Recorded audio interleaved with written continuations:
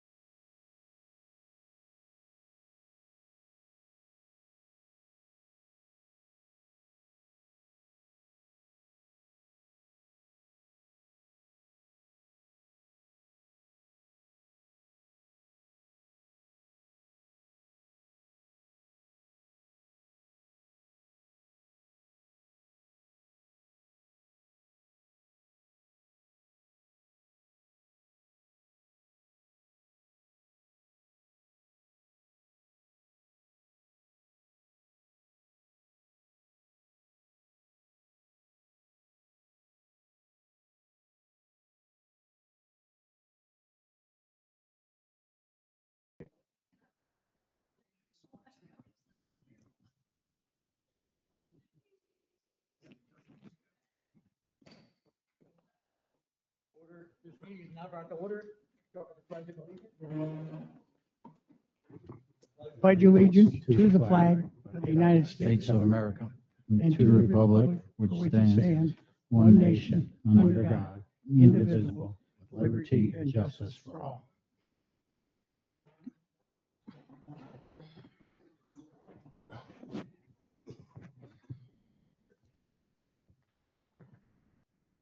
Next up on the agenda is the moment of prayer. We are going to scratch that for now and discuss it during the add-on part of our meeting.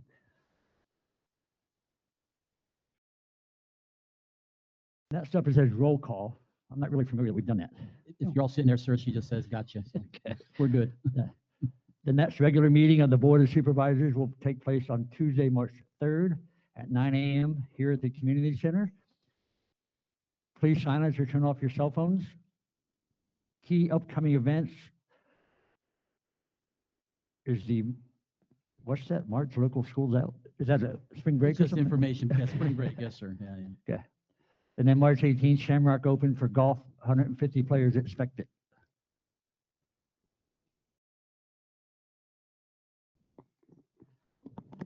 Now it's time for public comment. Comments will be limited to 3 minutes and may or may not be answered at that moment by a supervisor or staff member. However, all public comments will be captured for the record, and the general manager will address your issue or concerns after the meeting within 72 hours. Any public comments? Mark Camp, resident. Good evening, and welcome, Mark, to your first official meeting. Thank you. I just wanted to make a few comments, and you will be voting on a motion to approve the agenda, the consent agenda. But I didn't want you to make that approval until at least I spoke for a second. I don't know what's going on. There's only 3 ways that people can really get information. They either come to this meeting, they look at the video online, or they read the minutes. You're about to approve the minutes of this last meeting, okay?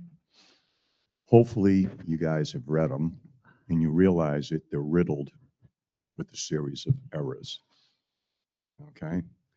So anybody reading these minutes would have totally wrong understanding of what happened at the last meeting. So hopefully you all read it, and we'll see how you move forward with the vote. Thank you very much. I appreciate your time. I really do. Do you care to give us an example of what you're talking about? Oh, sure. Yeah. I can give you, how many you want? No, I mean, I'm just curious. Yep. If you want multiple, okay, you talk about the HOA, for an example. Mr. Bossett spoke about the HOA. There was nothing under comments at all about the HOA. You talked about Mr. Caramana, and you want me to go by pages? Whatever you feel comfortable with. Supervisor Caramana, he wasn't a supervisor at the time. No offense, but he wasn't. Okay? You address things like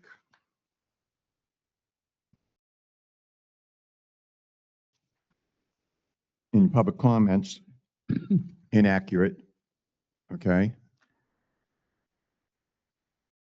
Those types of things. I mean, I could give you the real detail, but I would hope that you read the minutes and you would understand. We have minutes that were entered into this package that were actually minutes from previous meetings. And then the ones that were last meeting weren't. You can't capture a whole meeting. I realize this is not a transcript. It is the minutes, though. You can't capture it in 8 pages, of which the first 3 pages are an agenda. Okay? Thank you.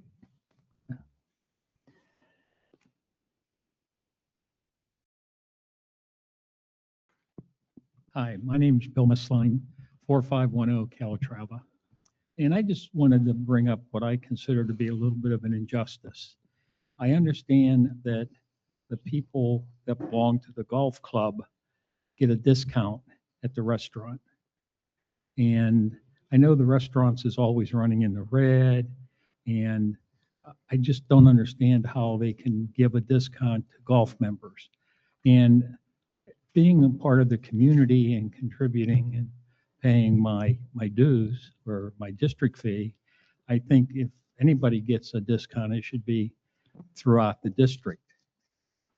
So I don't know if when you guys can talk about that or if you can talk about it, but I'd like to have some board discussion and have it addressed. Thank you.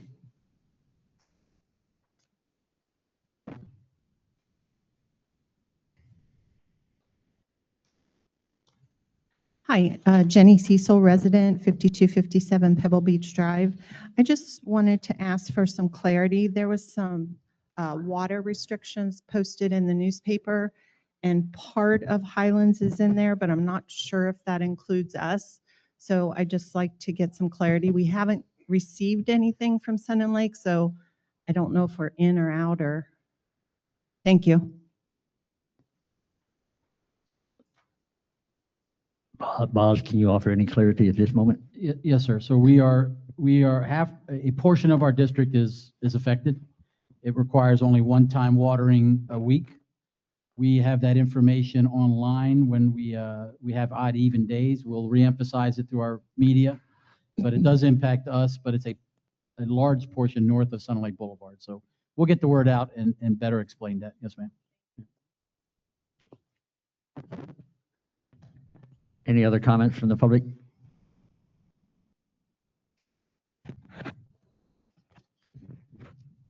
Mr. President, I'd also like to bring something else up. It was noted in the meeting minutes that Craig Herrick was here present. He actually was not present at the meeting. I had the same comment. Okay. Yeah.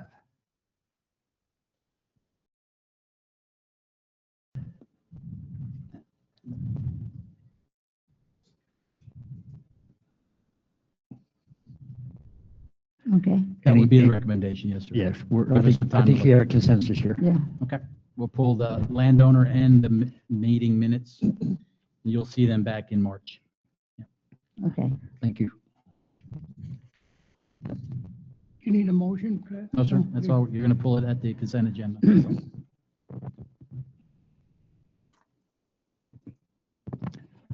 So then we're going to go right to the golf financials?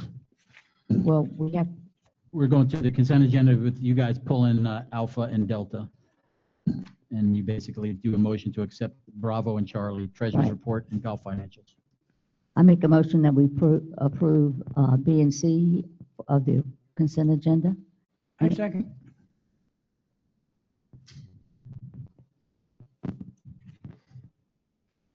Discussion. What, do we have any discussion? Supervisor You Caramano. mean from the public? Yes. Yeah, Yes. Are there any public comments on that motion? Usually do not have public comment on consent agenda, sir. oh, Just so you okay, know. sorry. Supervisor McLaughlin, Yes. Supervisor Gilpin, Yes. Vice President Phillips, Yes, President Norton, Yes. Did you vote? Did you vote? Did you vote? Yes. Now we're going to have a presentation from Clearwave Fiber. It's a fiber company going to install some fiber in the district, and they're here to present what they aim to do. Good evening, everybody. My name is Jonathan Cantrell. I'm the Market Expansion Manager for Clearwave Fiber, joined by Jason Carnes and Tony, excuse me. And so first off, I want to introduce who Clearwave Fiber is, briefly go over our initial build plan, and as well as make sure I address any questions for you guys. So Clearwave Fiber, we are a residential fiber to the home internet company. We do not provide television or phone services. However, we recognize that there is a need for faster and better fiber services here in this community, as well as all of Highlands County.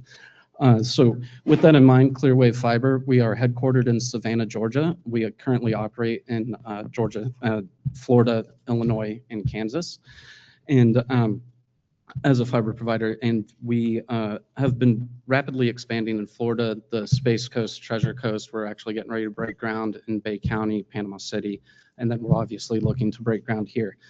And so at this time, what we have on the presentation, I know it might be hard for some of y'all to see, is our initial phase one build area that we plan to begin construction on within the next several months here.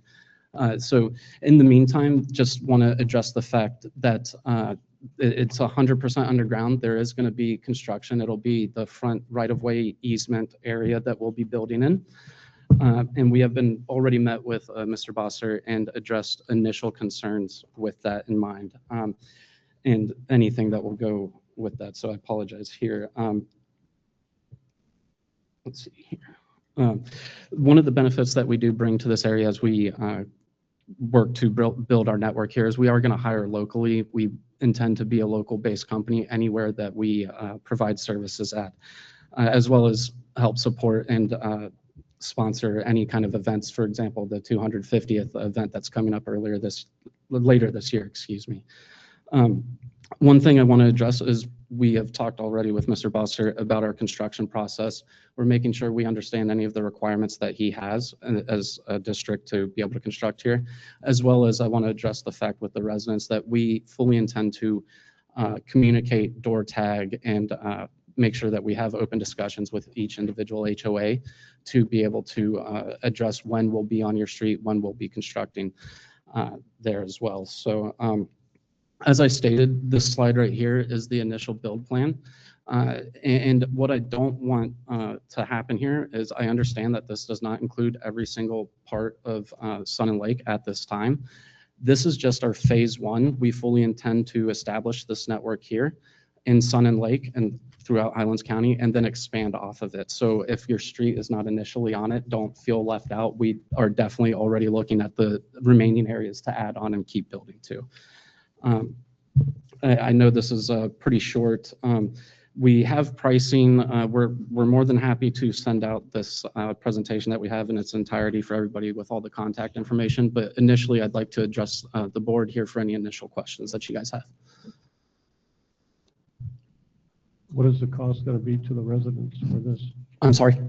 What are the costs going to be to the residents for this construction? So for the construction itself, there is no cost to the residents or the community. We are financially backing it ourselves. So we understand that when we come to a new community that we're not guaranteed a single customer. And so we hope that throughout our construction initial process, all the way through the construction process and restoration, that our work reflects that. So we take pride in our work that we do here. So there's no financial cost initially. Now, as far as if customers would like to sign up for services, there is a monthly rate for that, and it depends on what level of service you're going for.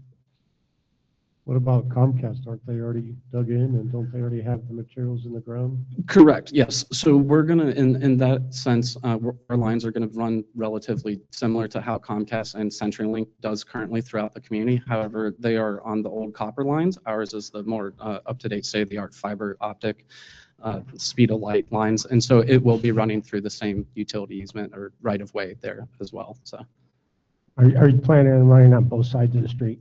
No, typically the way it goes is we'll go down one side of the street, and then I think it's every fourth house, we'll cross over to be able to service the two homes on the other side. So each time we'll go across. So you're going to bore underneath the road? Correct, yes, sir. No damages to the roads? Yes, sir, correct. Yeah, and I believe under Is there roads. any, if we sign up, could we sign up just for internet? There wouldn't be a TV then, right? Correct, yes. We do not provide television and phone services. We do also, the one thing I did not touch on, I apologize. When we build the network, as I spoke to earlier, that we establish it to be able to, build off of it. It's established so we can provide to the businesses as well. On the business side, we do provide some phone services. You've got a rate schedule here on one of your handouts. Is this based on a certain number of people that subscribe to it, or? No, sir. No, sir. So if you only got 100 people signed up, they're still going to pay the same rate? Correct. Yes, sir. And what about driveways on that? Same thing, you're going to be boring underneath driveways? Correct. Yes, sir. So we don't do any trenching unless it's absolutely necessary. We do directional boring the entire way. 100% of our service lines are underground. As we know, I'm from the coast in South Carolina. We experience hurricanes as well. We do not do anything aerial. So. Okay, you get with the UFPO as far as making sure that you're not going to have any issues with the other lines that are underneath the ground. Correct. For locating, we've already spoke with Mr. Bossert here as far as what the ability is of how many feet we can locate a day, how quickly we can build. The natural question there after I said that is how long is this project going to take? That's difficult to answer because obviously there could be weather-related issues. The other issue is how quickly we're able to get the areas located that we're going to be able to build to. But our commitment is to be able to work with Raymond, or Mr. Bossert, excuse me, weekly to make sure that we tell him, we'd like to be able to do this and just work with him and the staff that he has available at the time to do it. So. And how often do you perceive to see the stand-up boxes, connection boxes? Gotcha. So everything in front of residences' homes will actually be surface level, flush with the ground. We will have to establish a cabinet, and at least one cabinet in this area. However, we're working with Mr. Bossert to put it in a discrete location. And I don't have the exact metrics in front of me about how big they are, but I mean, it's roughly that size, and we trying to make sure it's in a discrete place. So that's like the main distribution hub, I would call it. Okay, so then you attach to the homes from that distribution box. Yes, the main lines from that distribution box, the cabinet would run down the street, and then from there we have little flower pots that are about this big that are surface level with the ground, and we'll attach to the homes through there. And normally you go in where like, for example, right now we have the cable TV that comes into the house. You go in the same spots? Correct, yes, sir. Typically it's by the power meter. Okay. If you don't mind, to help clarify, so this is nothing new with them. We've been talking a while. We're creating a memorandum of agreement. Janice is working that we're going to bring to you. It's going to address damages. It's going to address the permit fee. They will be pulling permits through us. There is no cost to us. Even damages is covered by them if damage to roads, driveways, anything like that. They will all that's going to be laid out in the memorandum of agreement that we are working between the lawyers. Mm-hmm. And we'll bring that to you.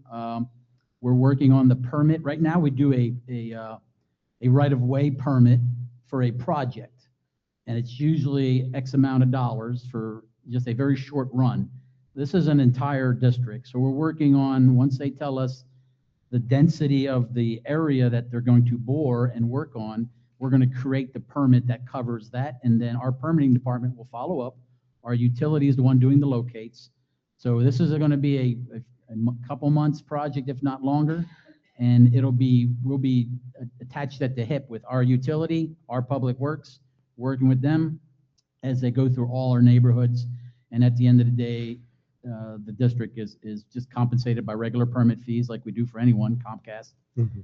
We're taking care of the locates, and we're definitely thinking through damages. We brought up they're going to need, if you know, just north of the district building, there's a Comcast building locally that covers all Sun and Lake. They're going to be kind of the same. They're going to need a space like that a structure may be there with either a work site building or something for their project. And we're looking at opportunities for them, either a district parcel or something that we put out as part of this offer to them. So there's a lot more coming your way with the actual agreement once the lawyers look at it.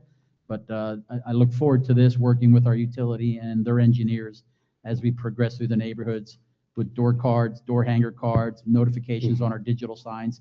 All that information will come out when they know they're in your area. And then it's up to residents to sign up or not. We're not advocating or not advocating. So, yeah. Correct, yes. And just to clarify, it is also like our initial build area, phase one, as I'm calling it, is right at about 2,200 homes initially that we're looking to build. So, and as of today, I think I've got roughly another 1,400 homes that we're putting in for phase two. So we fully intend to expand to anywhere that we're able to. So. And you foresee having this taken care of before 250th celebration? No, not that many homes. It's okay.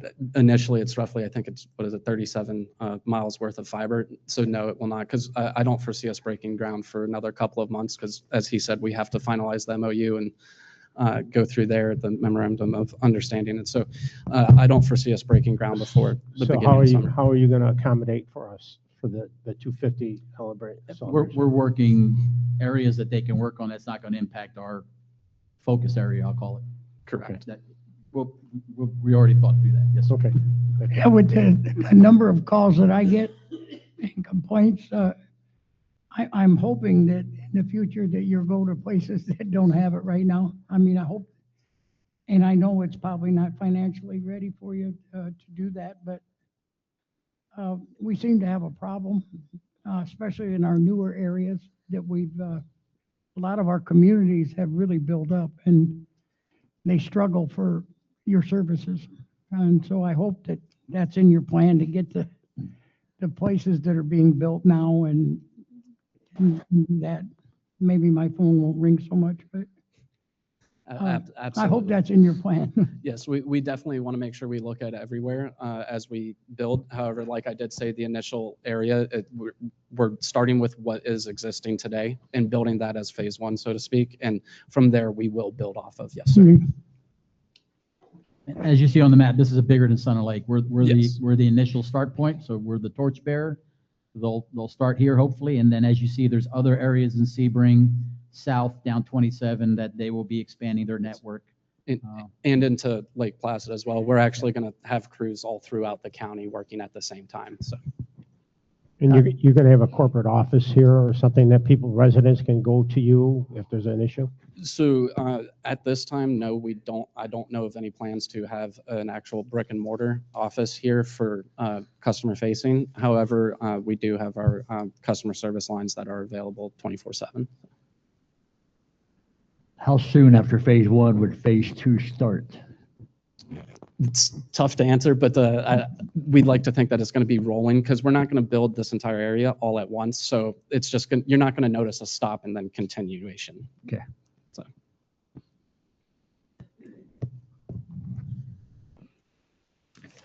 Are any of you located in Florida? Are any of you located in Florida? Okay. Yes. There you go. Okay. Yes. We. Congratulations. Congratulations. Welcome aboard. Happy to address any other questions. It's Savannah, Georgia. That's the headquarters, excuse me, I'm sorry. So we hire throughout every community that we have services in throughout the 4 states we exist in today. And anybody that wants to work for us, it's remote actually. And so throughout all the communities is where our call center.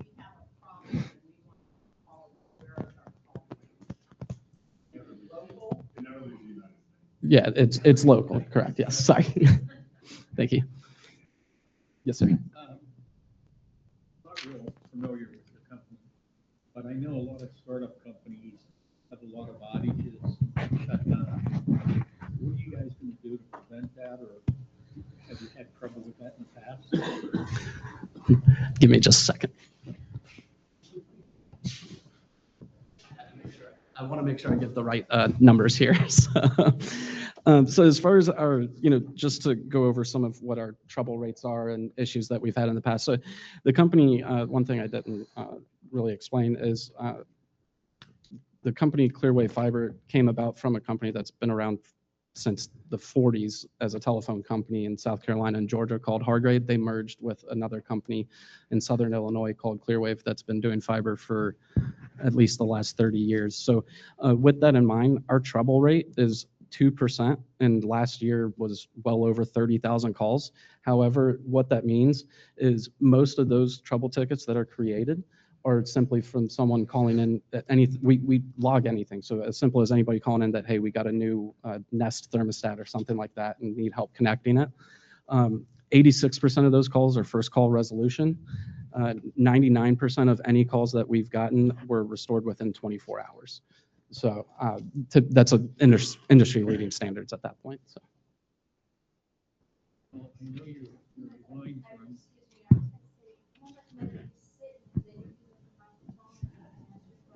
Sure. Absolutely.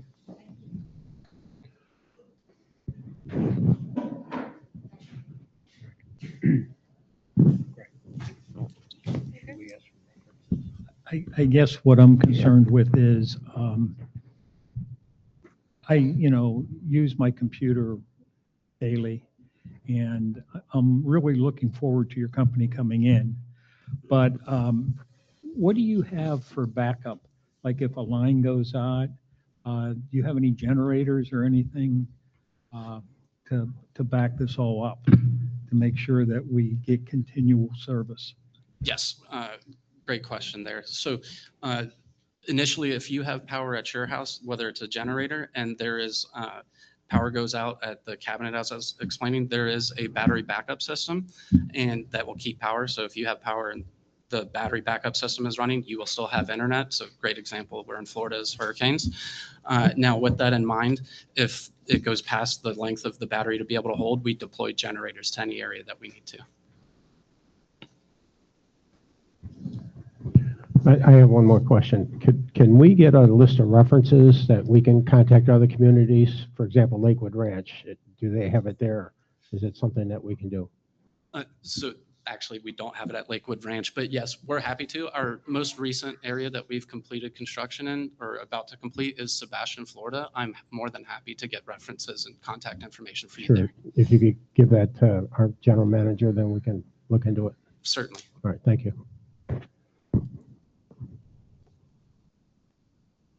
If you please come up to the microphone. Thank you. Are you part of Blue Stream? No, we are our own company, Clearway Fiber. Yes, ma'am.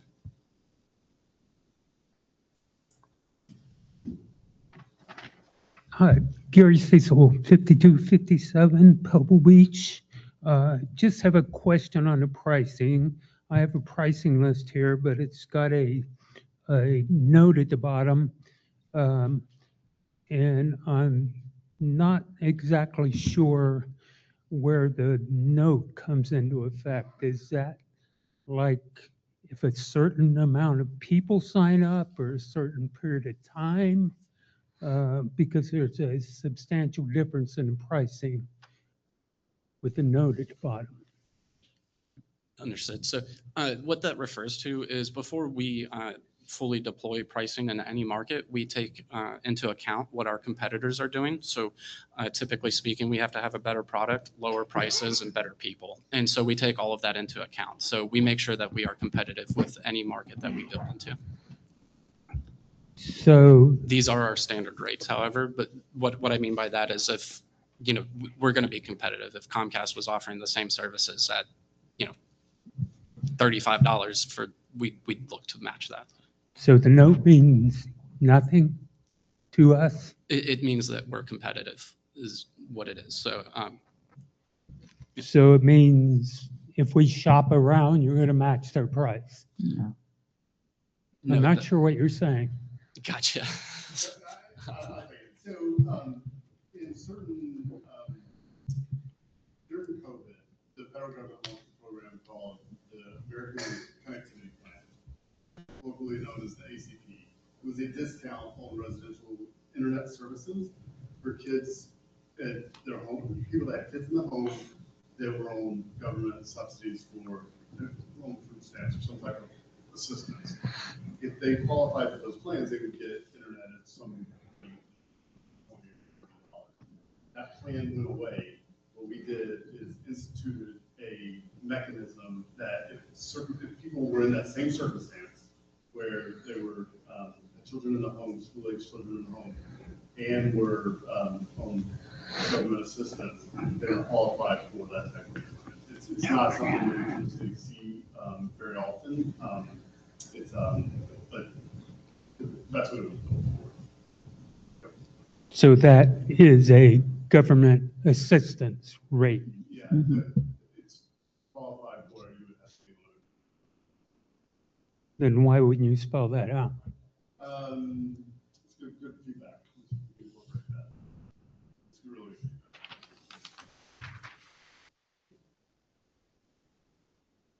feedback. The minutes. Yeah, in the agenda package is the full presentation.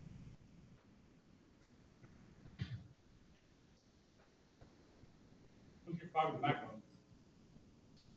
What backbone is your fiber? In most places, it will be Unity, FPL. We are the backbone provider for some areas. It's Capcom and Unity are most likely. We have 2 leases that we're working on now for sites in Battle. Capcom.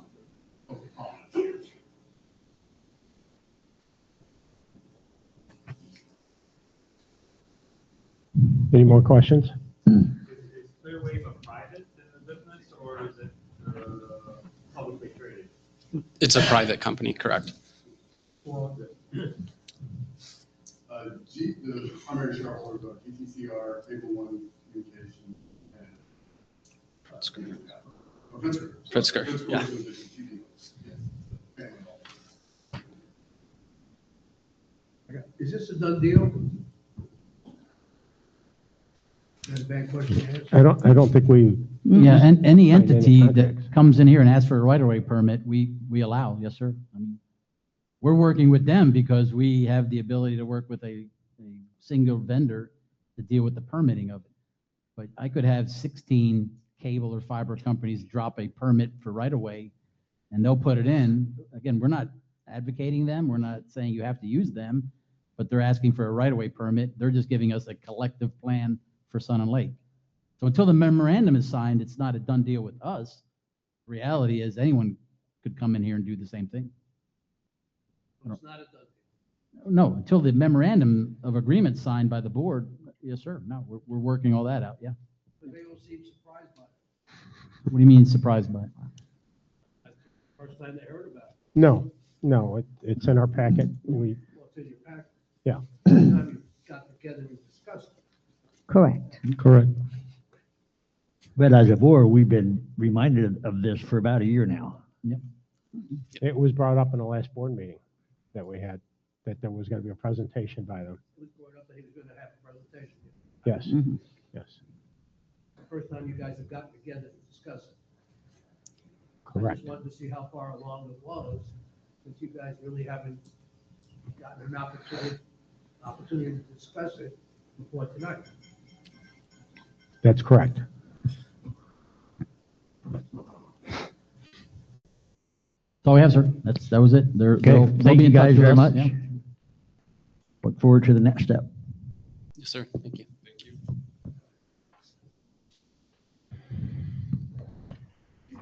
Next up is discussion on Q1 district financials. Okay, you have in your packet there the few slides that we do annually or quarterly with our financials. So you've had 3 months of data provided by finance and our outside accountants. I'm pretty, just keeping it very 30,000-foot level, amount of revenue generated in just the first quarter. A good chunk, 52% of our revenue. Our expectation was closer to 25%. Our expenses are kind of on track at 23% total expenditures across the budget. So we're 5 million, basically 5.5 million in the positive. In that same 3-month window, we've executed just over $1 million for just payroll, which is well under what we expected for budgetarily reasons or just as a percentage of the budget. Usually it hovers around 35%. It's 24% of the total expenditures. When you take our checkbook, which is our day-to-day accounts, and you add our reserves, then at this point in time, or as of 31 December, I should say, the district had $17.3 million, I would call cash on hand, that we could divest and do whatever we needed to if we wanted to. 5.7 of that is in what we call our checkbooks. These are our operational accounts, pays our bills, pays our employees, that type stuff. The remainder sits in our reserves at $10.6 million. In just 3 months, a good chunk of revenue generated by interest, so that's a good thing. And just since your budget decisions back in October, as well as the reserves, as well as the interest, we put close to $600,000 into our reserves, continuing to build that good buffer across our reserves. Now you take our 3 enterprises, I'll call them, our general operations, which is basically all district operations. Good chunk of that was revenue, 4.2 million, about 1.7 in expenditures, and you see the expense for payroll, basically 2.5 into the positive. You take our utility operation, 3.3 million in revenue generation, a lot less on the expenses side, but there is a chunk of that, $500,000 in the wastewater collections, and that's part of that positive 2.5 million. So that wastewater collection comes in, and that goes immediately into our reserve for the wastewater, so that's building interest all the time. As a collective, our golf, restaurant, banquet operation, 2.2 million, we spent 1.8 million, and as you see there, as a collective, 400,000 in the positive. So my assessment, looking at the big numbers, we are definitely under executing budget. we should be on track for 25% execution. We are under that. We're definitely collecting a lot more, and it's just, assessments, fees, new hookups of houses. It's just a lot more revenue coming in earlier in the year than expected, so that's good news. And catching up on some bad debt. We have started to receive our chunk of FEMA and insurance money. Still haven't got the insurance yet, but that's that will generate additional money into our reserves. Since we've already spent the money, we've fixed everything.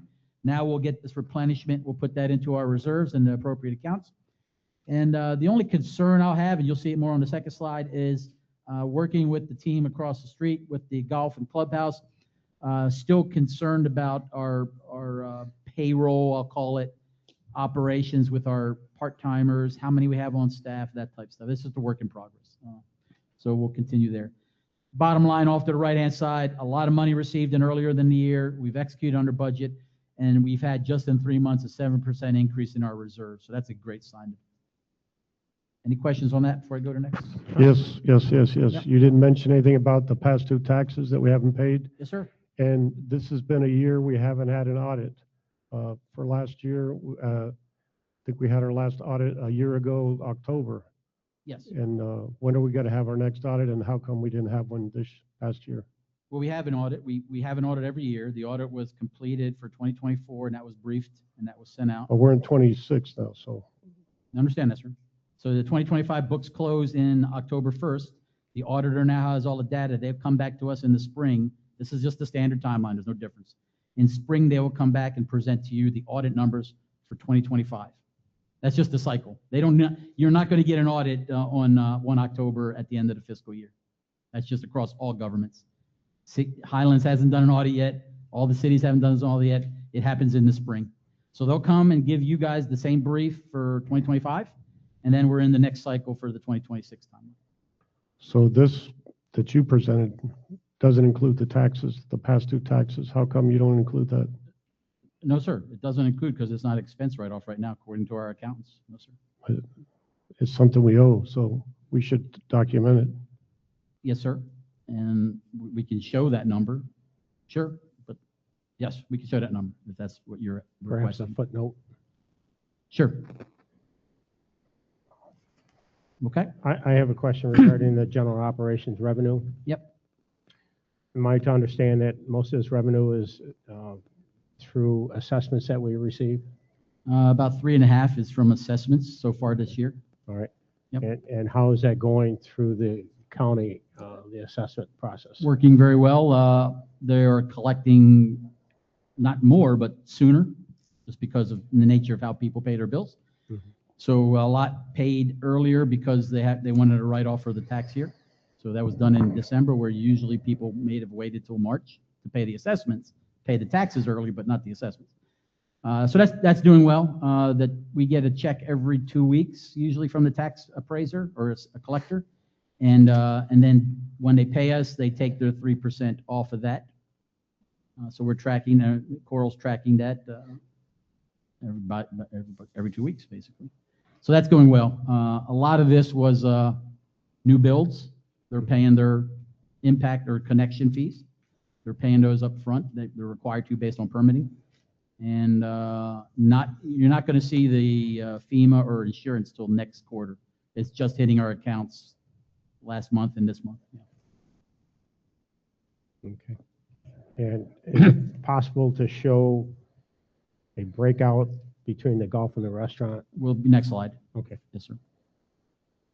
Hey, Maz, I Yes, had sir. a question too on the, and after our last meeting, I didn't catch it at first, and this might not be the time to bring it up, but you said we got money back from FEMA and we put it in the golf, turning it back into a golf thing. Sure.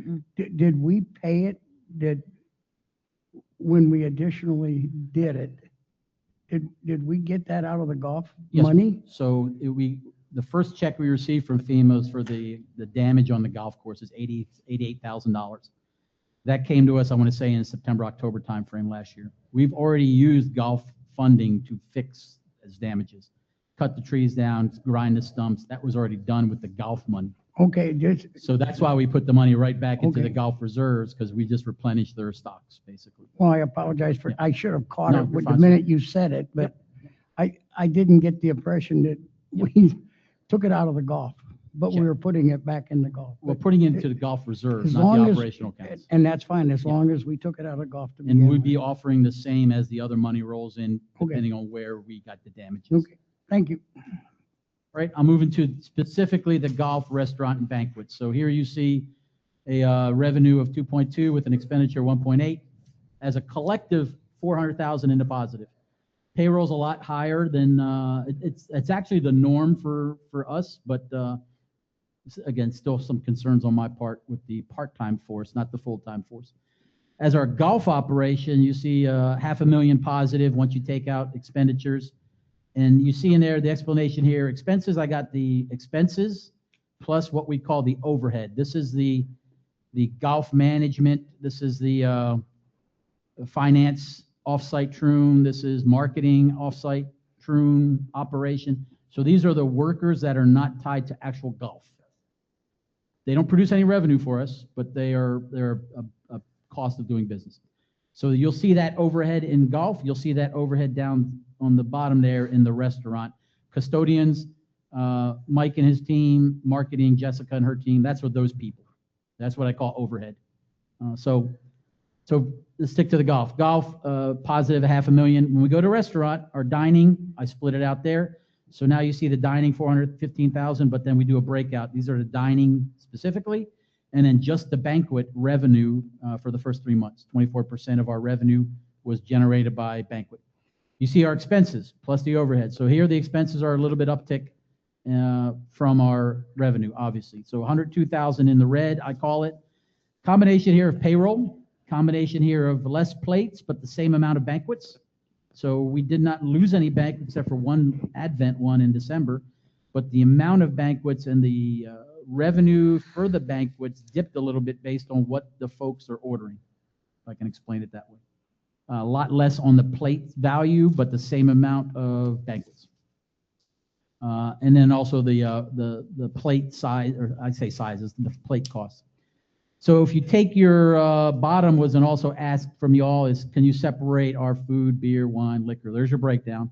So that's our revenue from across all the areas, the 450,000, and that's the breakout. The bulk is obviously in food, then comes liquor, or beer, then comes liquor, and then wine at the latest.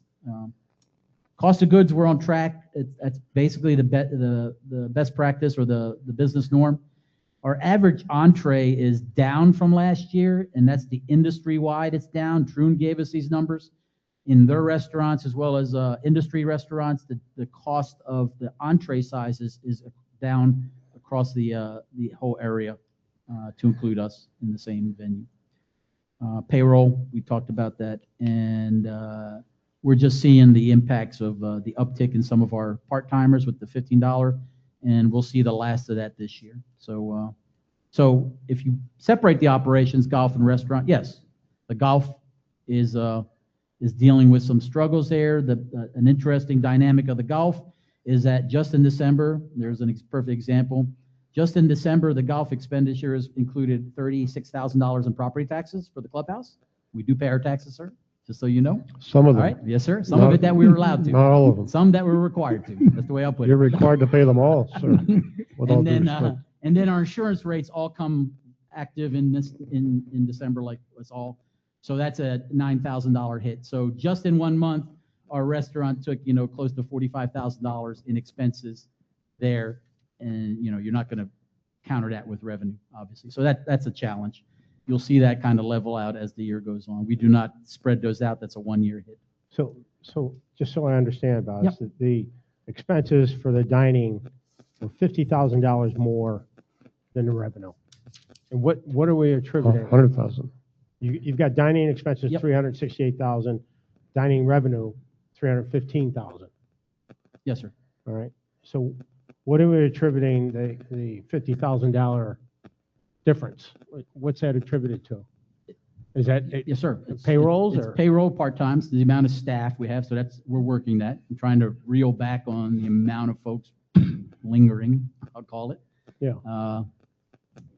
plate, the average entree or sales has gone from, close to $30 a meal to closer to $24 a meal. So people are still ordering, but maybe no appetizers, maybe no dessert. And we're seeing that. We see the dynamics of that. And like I say, we're getting the same banquets. We're getting less people at the banquets, and they're ordering obviously less food at the banquets. But we're not losing banquets. So that's something we're just going to watch. And see Banquets how are a it goes. good thing. I'm just a little concerned that maybe we should be reviewing the staff that we have right now. We are, sir. Yes, sir. You know, Yes. honestly, when I'm there at the restaurant, I see a lot of people that aren't doing anything. Yes, sir. Okay, all right. Noted. Enough said. Noted, and we are working it. Yes, All sir. right. We got to find that happy medium. I don't want people waiting a long time, Right. but we don't want people tripping over each other looking for us, looking at a server. So, yeah. Okay.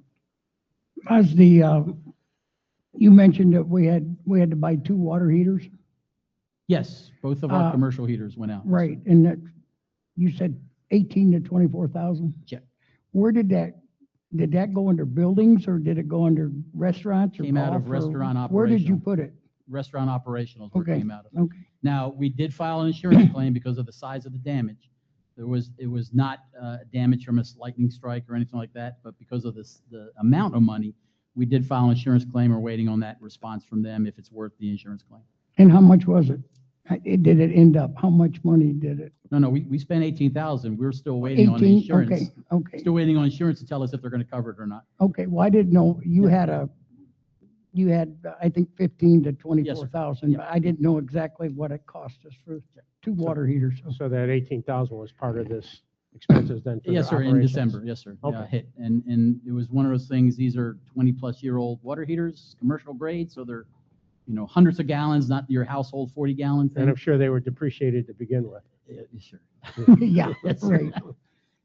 And we went with obviously the right size, but we also went with, I think we went the tankless option to avoid having massive water heater bill in the future. So Sure. it's a lot easier to replace bits and pieces on tankless than it is an entire water heater. So. Any questions on golf, restaurant, and clubhouse? All right, bond, our Fifth Third Bank is working well. We're up to $331,000 captured in money from people negotiating the bond debt on their parcels. So we're down to less than $300,000 in working, and that's only about 140 parcels that we're still working negotiations with. So these are individuals that either have a vacant lot that they're trying to build, that they're cleaning out their debt with a bond, working with the district since we own the debt now. So it's a lot of work because it's a lot of back and forth and negotiation with our finance team and our property person. But it's worth it because it's paying off $331,000. And I foresee us getting very close to the $630,000 what we spent this year. And then anything past that is going to be a bonus to the district revenue generation for land that immediately once they pay the debt, they're building a house, they're going on the assessment roll, and so on and so forth. Auckland, the same thing. That's a slower process. They're ticking away. We're spending our money for the foreclosures as per the contract, but we're still generating a small revenue at the end of that based on once they clear the debt and they pay off district, we're working that way. And again, towards the issue of why are we generating a little bit more revenue? We've had a very aggressive debt collection plan across people that owed us a lot of debt for many, many years. And Coral and her team has brought in close to $2 million of recaptured debt that we are getting people to either pay their past due assessments or pay fines and fees that they built up over time. So that'll be a continuing process as the debt gets reduced.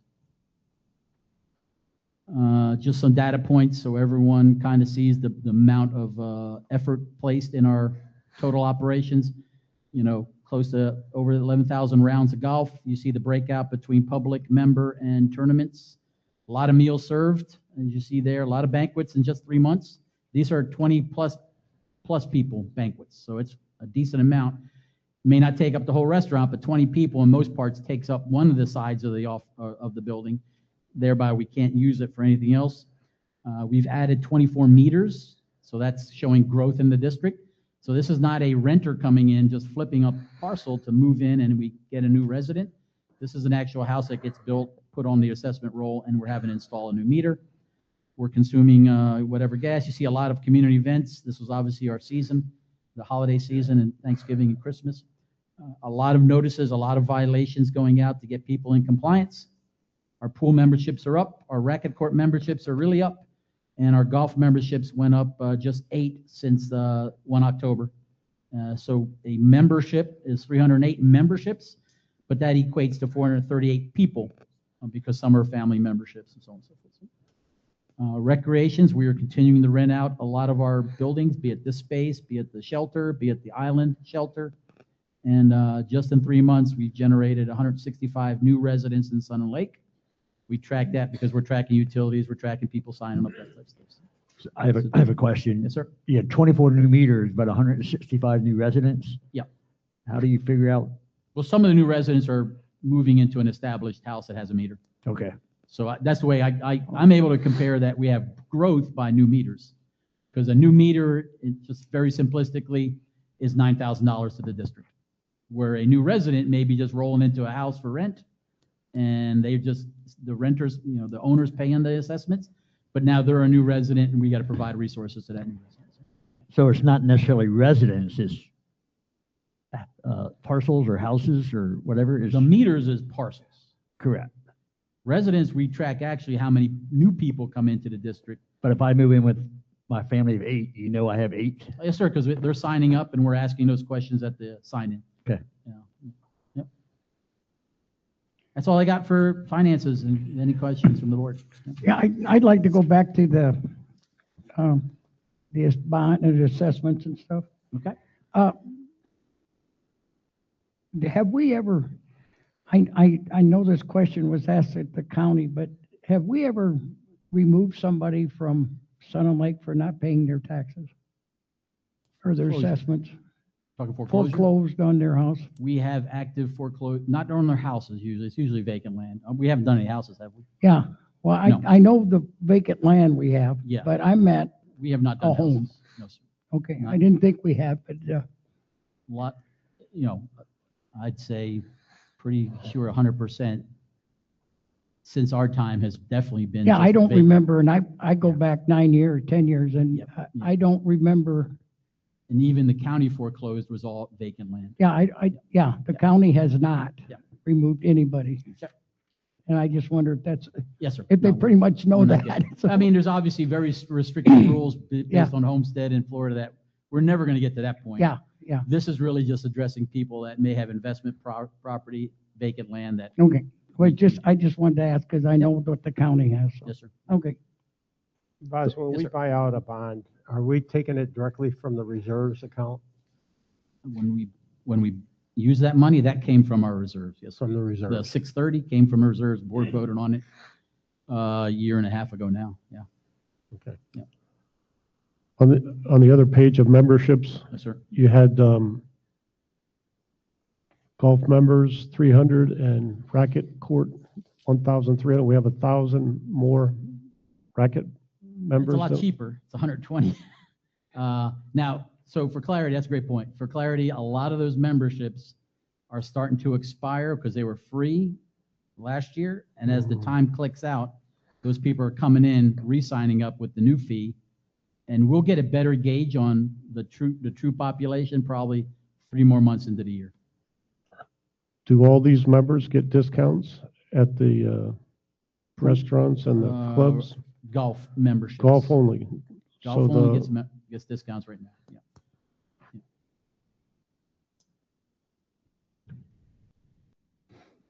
Anything else? It says here, public comment? Yes, sir. Open up to the floor. Any public comment on what we just discussed?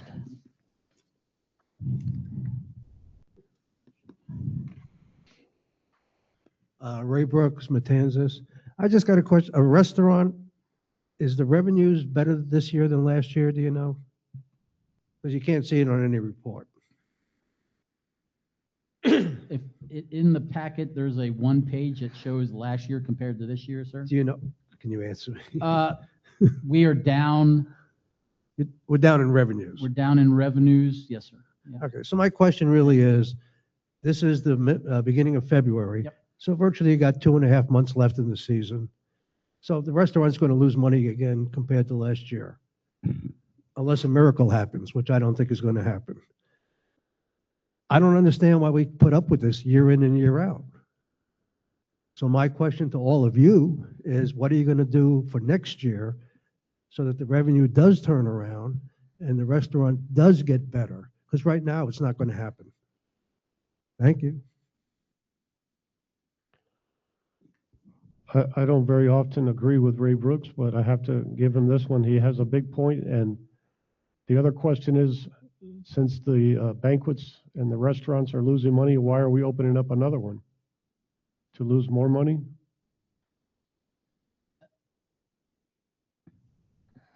I think the whole advantage of having a new banquet facility is to bring in more revenue.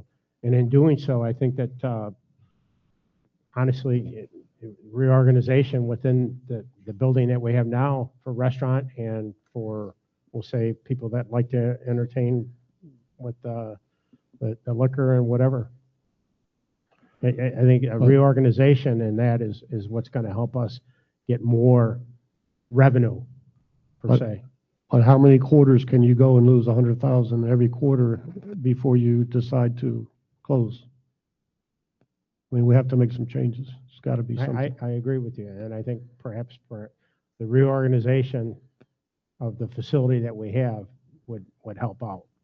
I mean, honestly, when I go to dinner there in the restaurant, I see a big problem because there's not enough seating for people that actually want to eat there, because most of the people are at the tables drinking rather than eating. We have an issue with, I don't want to go to the extent of overstaffing. We got an issue with table turnover. We got an issue with the flow. Sometimes we reserve a table, and I've had discussions with some folks. Sometimes someone reserves a table, and that table's kind of taken off the table, pardon the pun, taken off the table for the rest of the night. So we have some issues we're working as a staff over there that I've tasked Mike and his team with. We got to get ahead of, because that will be exactly to Dr. McLaughlin's point is, if it's truly $100,000 a quarter, it is unsustainable, and that's an issue. We got to look at it. I'm comfortable with the pricing we have right now over there. We are market this very equitable across our competitors, I'll call it. I'm comfortable with what we're buying food-wise. We're right in the sweet spot there. But those are the areas of concern, is the operation of the turnover of tables. We definitely, I mean, you see it right there. We had to basically limit operations in our clubhouse for, what do we see there, bank, for 94 events. And, no one's going to come in there with their family when I have half the area for a MGA or whatever. No one's going to do that. And we're putting out notices. You see them once in a while on social media. Restaurants closed for X event. And that, to your point, exactly. Having a dedicated space that does not interfere with a restaurant operating nor a pub operating, you're going to see the true number of what we can do and expedite those operations. Yeah. Follow up on that? Go ahead. Burley Barrel, 3902 Palazzo. So I don't think any of those are issues. All those are non-issues. If you have the food, you will have the people. Sure. Right? So I think all that just needs to be recalibrated into better meals. It's plain and simple. If you're not eating, you're finding people just drinking all the time, something's wrong with the food. We also close late, so it doesn't give the younger crowd that actually goes out, we have to go somewhere else to eat. Close early. I can't go on my golf cart and just park right there and go eat. I have to go out. That's all I got. Yes, sir.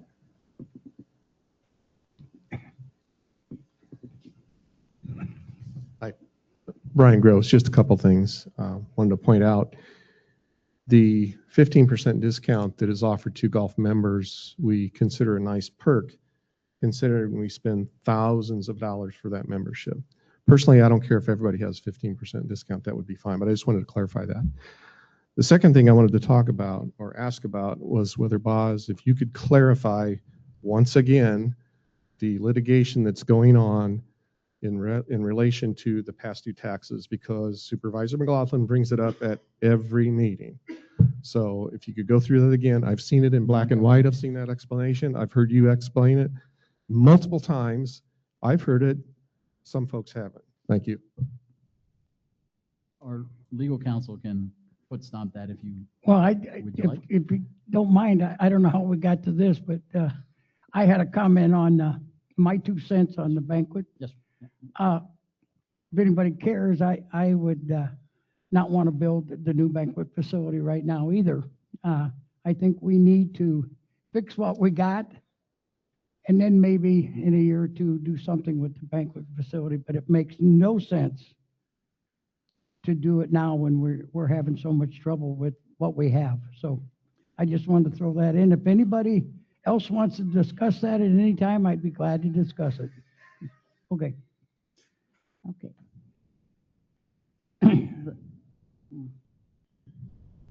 I'll leave it up to you, Mr. President, if you want an explanation, the legal action. Be fine with me?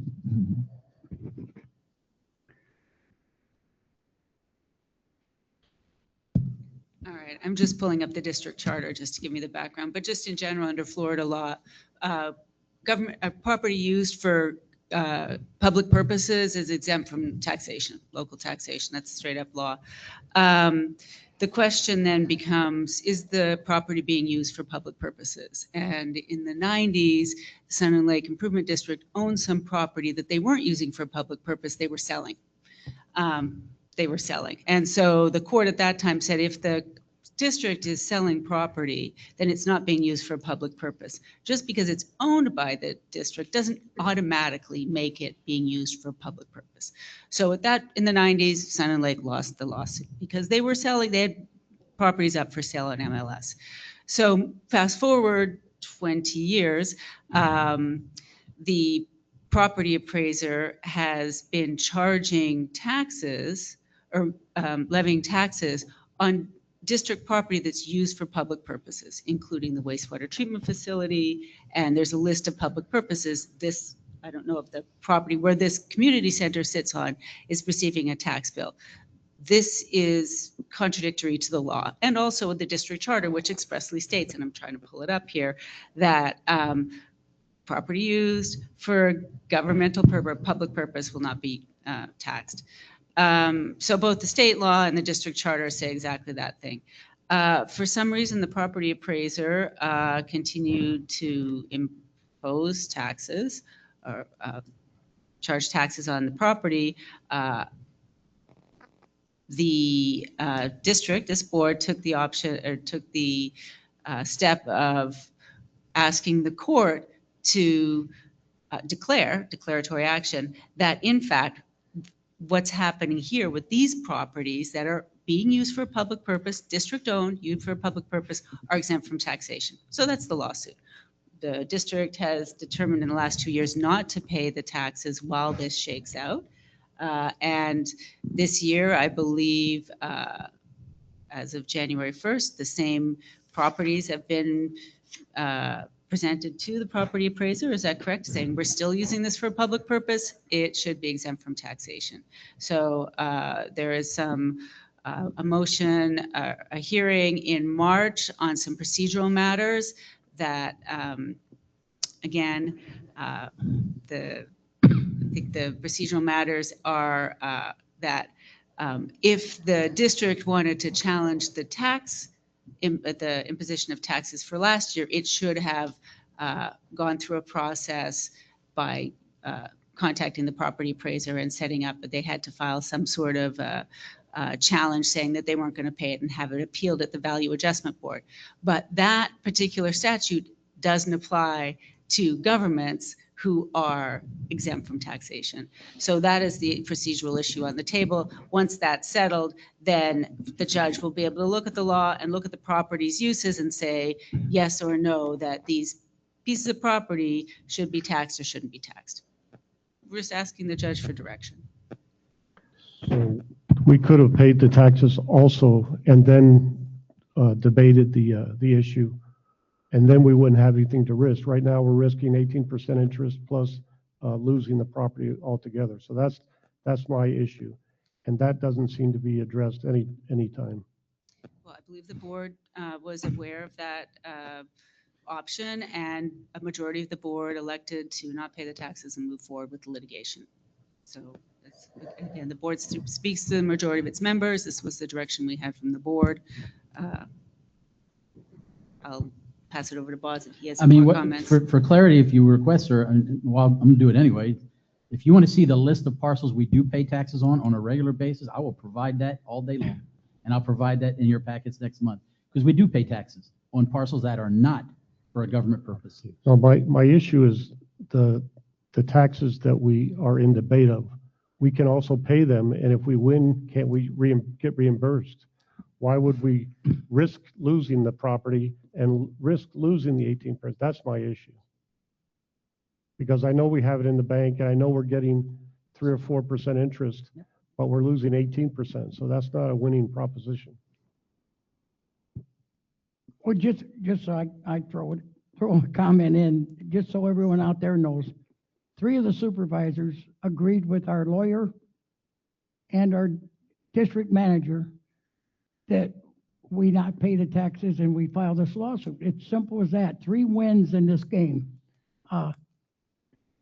Mr. McLaughlin doesn't have to agree. I don't have to agree, but we agreed to do this. And so, and it's coming up, I think, in March or April. I heard April, but it might be March. And if it's thrown out, then we're come back to the board and we'll decide. But it's very clear that the board's lawyer and the board's district manager want to do this, and there's 3 of us that agree. So, but I still believe Supervisor McLaughlin can bring it up every meeting if he wants to. He doesn't have to agree. And we don't have to agree with, with anybody. We have our own opinions and why. So that's the way it works. And I don't agree. Thank you. So just to also be clear, this building itself, we're being taxed on? There's a bunch of buildings that we're being taxed on. Yes. I think it's the first time I think I've heard this one. Yes, sir. The new land we bought, that we specifically bought with a purpose to build a future district office, been taxed since day one. It just ain't right. And you've submitted a new list for this Yes, sir. year. We do it And every have they time. denied that list? Haven't denied it yet. They have until June or something to actually deny.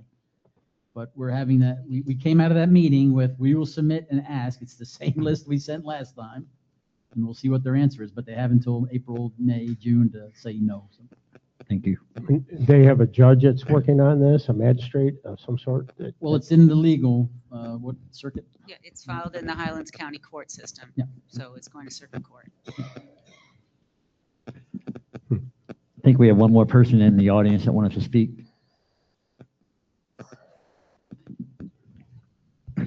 Hi, Kim Ledoux, resident, Manor Hill.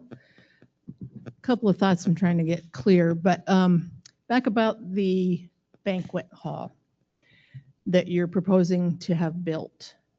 Again, I understand what Supervisor McLaughlin is saying about the numbers and a little concern there moving forward.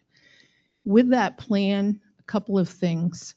Have you proactively looked for any kind of an event manager that could go out and have things scheduled ahead of time? I know this is like if you build it, they will come, but have you been able to do that so that you can have somewhat of a quote guarantee on how many people are going to be coming in or events into this banquet center so that you can project a better income than what we're concerned about?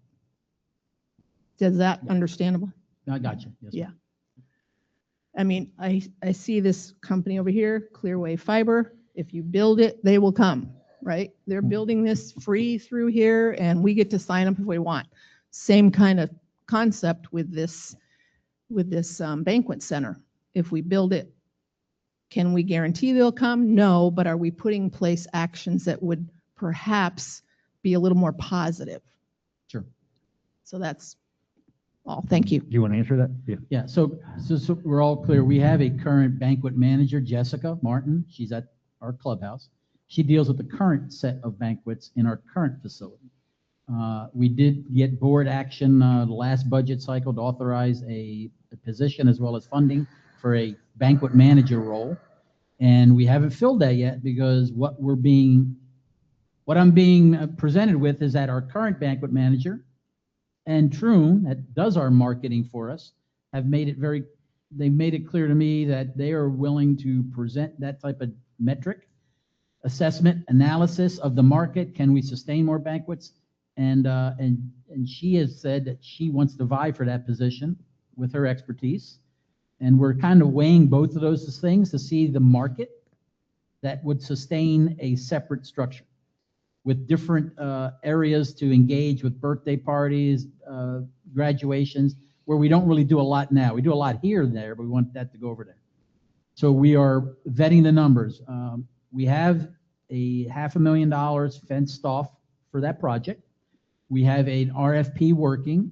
So there's a lot more steps that this board will decide as we move forward before we make the final, put a shovel in the ground, that if we see the data's not panning out, if we see the staff is not competent enough or capable enough, I'm not going to sign us up for something that's going to fail. So trust me on that one. We would be presenting that back to you, is that we have the RFP, this is the cost, this is where we want to go. Do we need to delay 6 months? We'll present all that on a regular basis. There's some thought out there that not this board, but a previous board composition voted on it. It's a done deal. We're moving forward. Well, that's not the case. That's not how government works. We fence off the money. We're doing an RFP. We started the permitting process. We're doing all the steps in a row to get that area vetted. But until we bring the RFP back and we do the final build plans and we get the marketing done, that's going to be the next few steps over the next few months.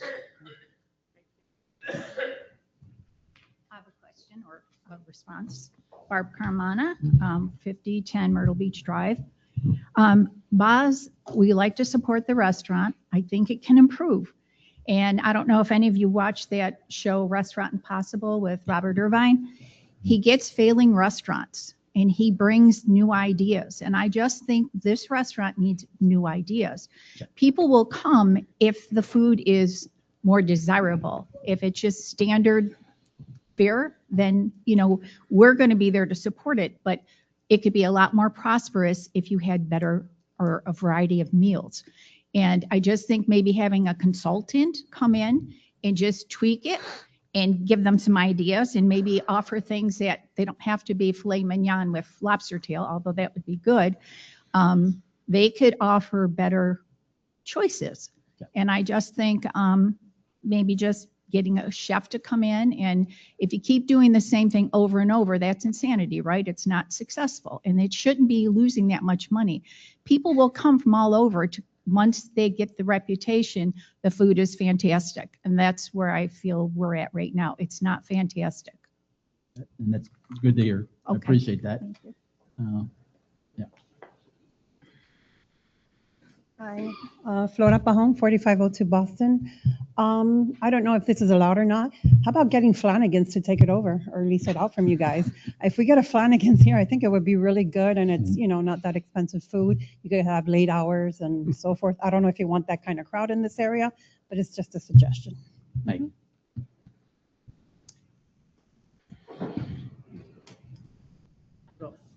I just want to clarify something. I'm glad I started a healthy conversation on this. What I probably should have said, and I'm probably going to regret this, it's the extra facilities that we're planning on doing, at least considering doing. I think that's a good thing because it opens up the existing facilities that we have now. None of this will work, though, with the current management team. And I'm not afraid to say it. I know some people are.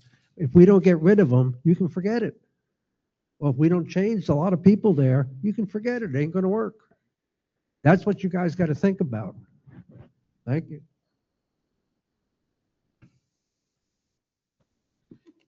That's all we got, sir. Okay, thanks for the comments. Moving on, we're going to do a review of the election process for the landowner sheet from last month. This was an ask by a supervisor at the last meeting, so I didn't know which way you wanted to go on this, sir. There's a discussion, obviously, on the charter language and that's somewhat included in here. But what you're going to see presented here is a summary of the endeavor from the selection of candidates all the way through the election. As you see there, the last time we touched the charter language was with the removal of the proxies and the addition of changing that to an absentee ballots. We also, the county legal, after their review, we had some language in there that said a resident of Sun and Lake as a landowner could not vote if they did not pay their assessments, or at least were not current. Well, that was legally challenged by the county lawyer saying you can't do that. We don't do that for regular elections.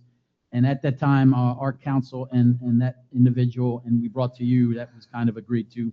So that language was stripped away. So now, even if you're not current on assessments, you get a vote, one vote per parcel, so on and so forth. We also eliminated some language that was in our charter that said you pay $800 in assessments, you get 800 votes. Well, that was cleaned up. We got rid of that. So it's one vote per parcel. But that was the majority of changes. So we have addressed it with the county. That took about 18 months to get that through the wickets. So anytime we change something with the county, it's going to be a little bit of time. For a summary here, we started the candidacy open in November. It was open for 32 days. Anyone in this district that was viable to be a candidate could compete to be a candidate, throw their name in the hat. In red, I just gave you a comparable. Sebring only gives you 5 days to file for candidacy. Then they shut it down, and then they move on. We are very generous on the amount of time to not only be a candidate, but also the amount of time to vote. Same with Sebring. There's 5 days to do absentee ballots, then they shut it down and you do your vote. So again, very capable of giving our residents, working around weekends, working around holidays, working around everything, giving them the time to vote. We created the ballots on 22 December after I validated or confirmed that the two candidates at the time were still willing to participate.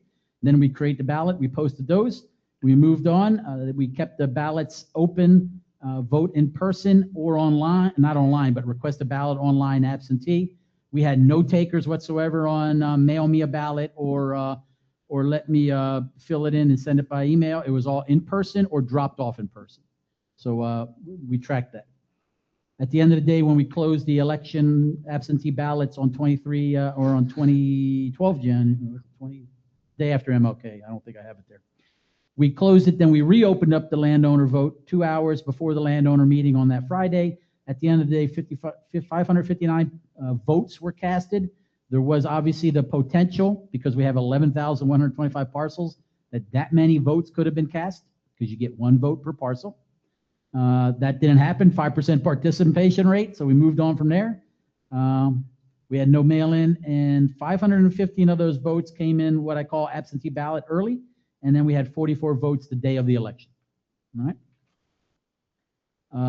Well, that's it. That's the summary. Now, the rest is the language that we are recommending to change, that because of our charter, because of our language, and you have some multiple documents in there. Janice provided something you also have in there, that the language that election of officers is conducted at the landowners meeting. If that's the will of the board to move and strike that, to move it back to the first board meeting after the elections, that's the recommendation on our part. And then you five seated with a new seating of whoever, you guys can make a nomination, make a vote, and then it's not landowners. So that's the recommendation in red, and I believe there's a document in there from legal that also addresses some of that language. So is that what you wanted, sir, or you wanted? Yes, sir. I wanted a review. Also, the election of the officers. Yes. I think that we should have consent from the officer if they want to be on this election. Everybody was put on the ballot, Yes, sir. and not everybody was consenting to run for those positions. So I think before we do that, we should get their consent. Yes, sir. I think there was. No, agree. And that language makes it, so that language moves it. The election of officers happens at the first meeting after elections, which would be, if it's a landowner month or year, it's after the landowner meeting. If it's the regular year, it would be in regular cycle of January once the new candidates are seated. So that language cleans that up, and then it's you five nominating one of yourselves, accepting the nomination and doing it, and we can clean that up in 2 seconds, so, if that's the will of the board. The way we used to do it is after the election, we re-adjourned came back and had the election of officers. But that's the way we used to do it. There's a lot of things that are done differently now, but I see no reason why we can't adjourn again and elect the officers right then on the same meeting, because we were here at, Sure. but that would be my change to that. But again, it's three of us decide it, and I'm willing to, but I just wanted to throw it out, but there's nothing wrong with re-adjourning and electing officers right then. So I guess I need clarity then. Is the consensus that every January board meeting, it'll be a joint meeting? No, I meant No, just when no, the no, no. landowner, just when the Just when there's a landowner, landowner election? when there's a landowner election, we Right. used to, because it's different then. Gotcha. And we used to have our meetings on Fridays too, Yes, sir. every other Friday, and now it's once a month on Tuesday. Okay. So I got you. I forgot what today was. You're good, sir. So Uh, if it's a not election year for landowners, you'll have an earlier meeting in January, a board meeting, not the landowner day. You'll have an earlier meeting, and at that meeting, since you will have whoever's seated will already be seated the first week of January, all right? Right. That board meeting will select the officers, non-landowner election. Yes. If it's a landowner election, That's the way we do it now. yes, sir. If it's a landowner election, you'll have a joint meeting, you'll re-adjourn and select the officer at that same. That's the way we used to do it. I'm just saying and it was so much easier. We knew who our officers were. Okay. And we didn't have to wait till the next meeting, and we could have very easily done that. Agreed, sir. We just need that consensus or direction from you guys. I still like the proposal in red. Right here, so. That's the one I like. Officers of the board are elected at the first board meeting following an election, and the new supervisors seated after a public election, which is the November ones. The November one. Officers are elected in January. Correct. After a landowner election, officers are elected in February. So landowner's done, you gavel out, you guys come back in February, and you guys pick your officers after a landowner year. Is that And we're taking the assembly right out of it. taking what, sir? We're taking the people right Yeah, out no, of it's the this, board. right? This It's is just all board action. now. Yes, sir. We'll make sure the language is just you five. Nominate and elect. So to be consistent, we would do it like this is written in red. Right. The meeting after the election is when you elect the new officers. Yes, sir. So it'd be a month later than what we do on a regular election, if we do it the way they want it. Well, it's actually This just one. It's exactly the same. Our It's landowner exactly the meeting same. is directed by charter to be the fourth Friday of the month. Right. So if we keep our early meetings in Tuesdays, then it's only going to be like a week later, we're going to be Yeah, hitting a exactly. board meetings. Yeah. Like tonight. Or if we go back to Fridays on our meetings. No, we're not going back to Fridays. Okay, and so on the That's up to election three. officers, each officer is elected by a majority of the supervisors by roll call vote after a nomination and acceptance. That's kind of what Dr. McLaughlin said, Yes. for the said position. Is that acceptable? Good by me. So we'll clean that. Good by me. That Okay, we're talking we'll the clean one that in up. red. Yes, in red. So we'll clean that up for our policy update. It's not a charter update, it's a policy Policy. update. All right? That deals with the elections. Any other questions on elections?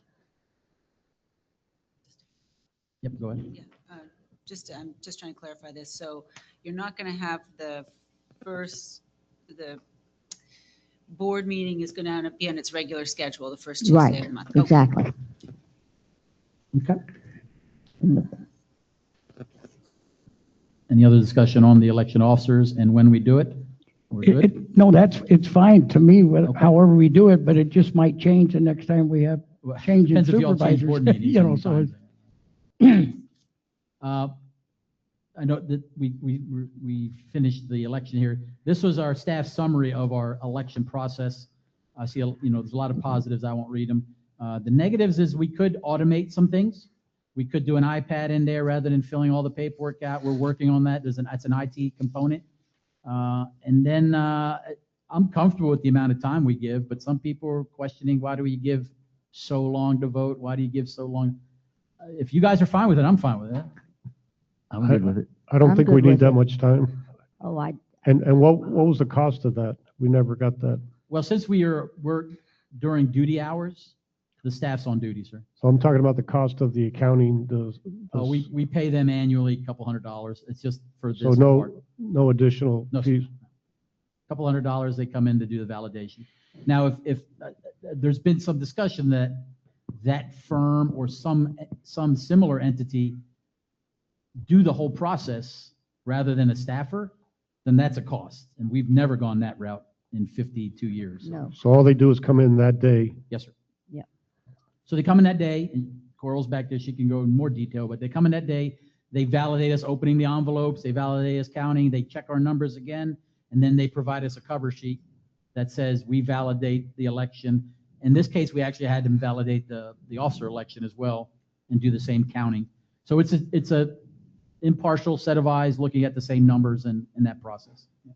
Yeah, the city of Sebring is 6 days because they pay the county. They yes, sir. pay the county to Yeah. run their election, which Yeah. probably is a good idea, but if there's no, because then there's no employee intervention or anything like that. It's all done the right way, but again, it's all up to the supervisors, how much they want to spend, but the county has that short amount of time because they pay. Well, sure.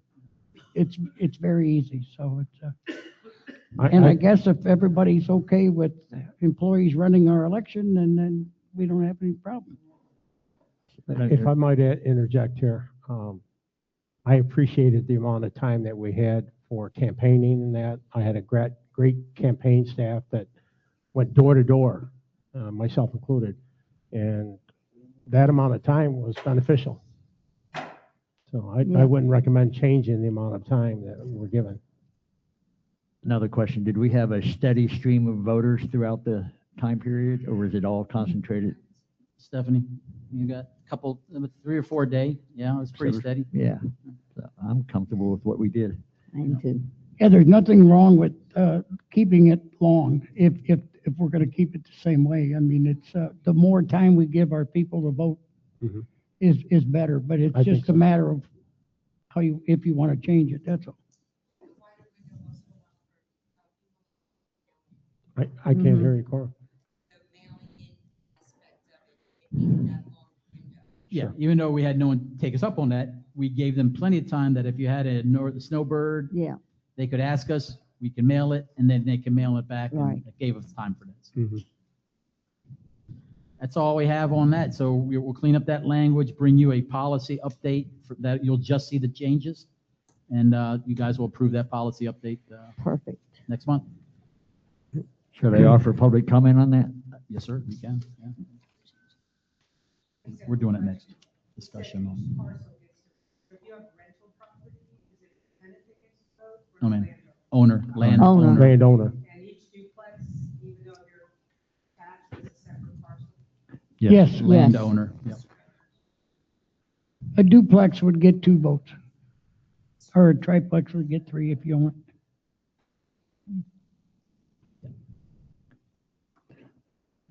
Moving on. That's all we have on that. Okay, a discussion on board established committees. This again was an ask.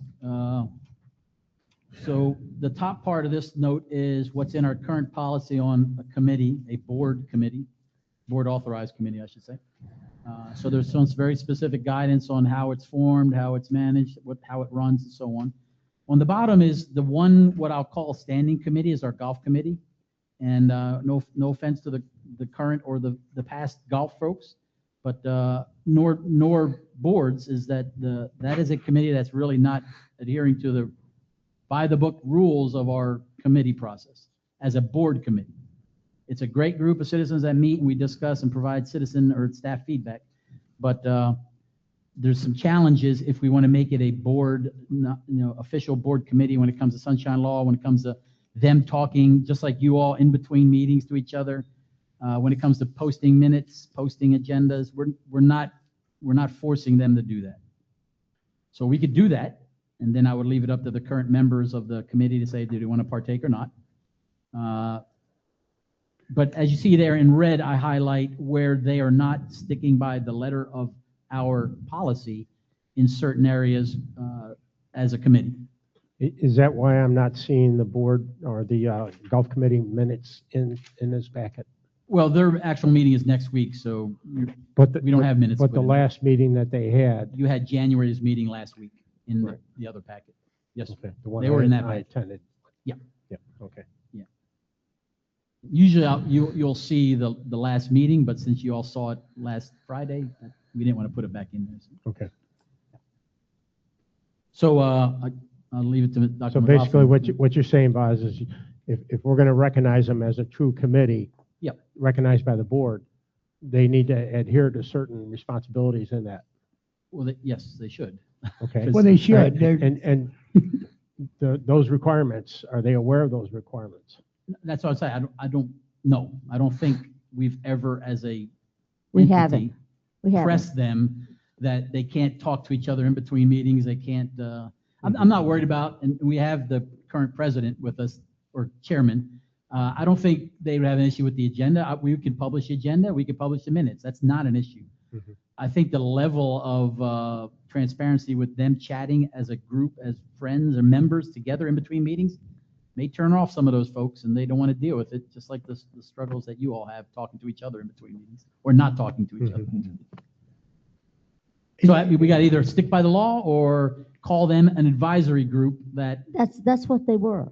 I got you. I Yes, was ma'am. on that a Yeah. gazillion years ago. We Yes, were ma'am. advisory. The members would come to us and we would just type it up and Yes, print it as Yeah. part of the agenda for the board meeting. great point. And we- I And talked, that's what it should be.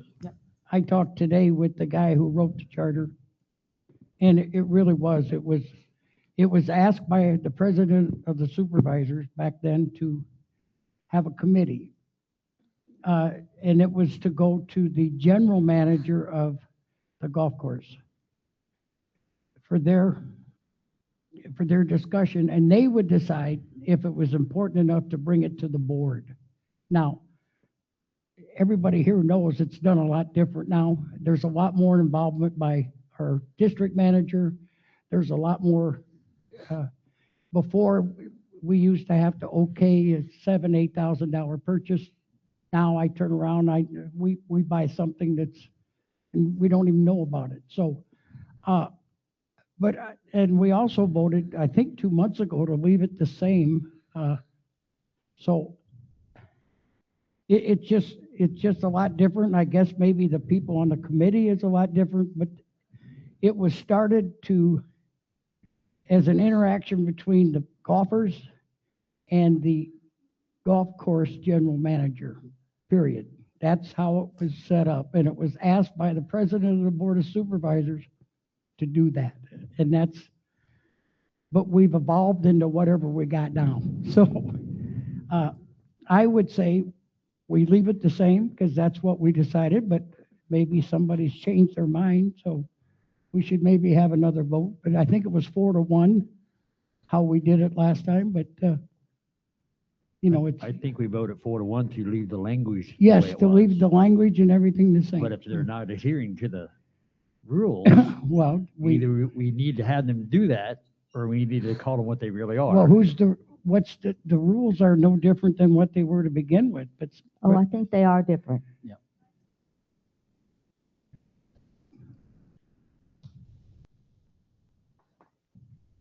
Jennifer Monroe, 3318 Sunrise Drive. I was chairman of the golf committee for 2 years. I was appointed by Mike Gilpin.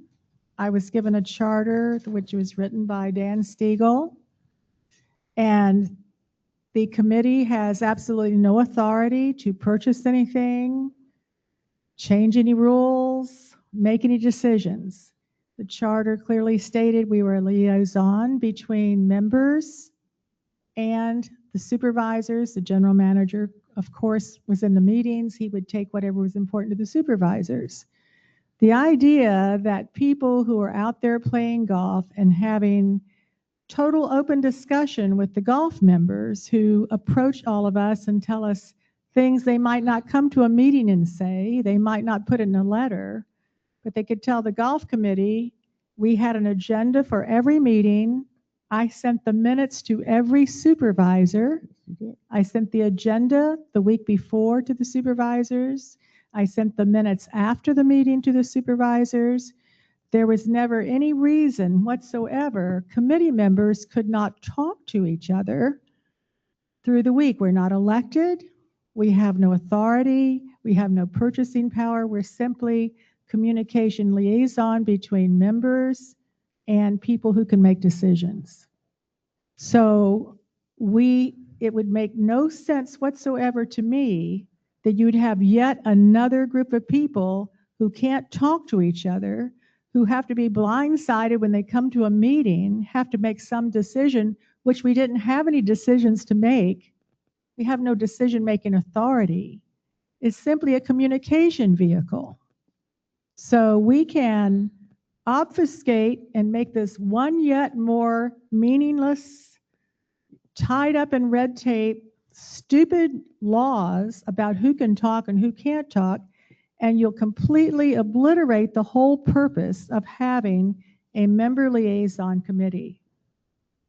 The committee has no authority to do anything. It's just a communication vehicle, which I think with agenda ahead of time, agenda after, and minutes after, should not have any secrets. How in the world can you possibly think there's some major conspiracy stuff going on between people who are just talking to members?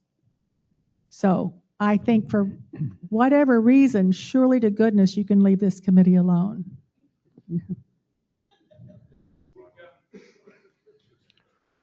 I have a question about the committees. It says here that the board has to approve all the committees, or Official committee. official committees, so you can have unofficial committees. I have a few advisory groups. Yes, sir. I And have a so- 250th. So they wouldn't be committees, they'd be advisory groups? That's what they are. Yes, sir.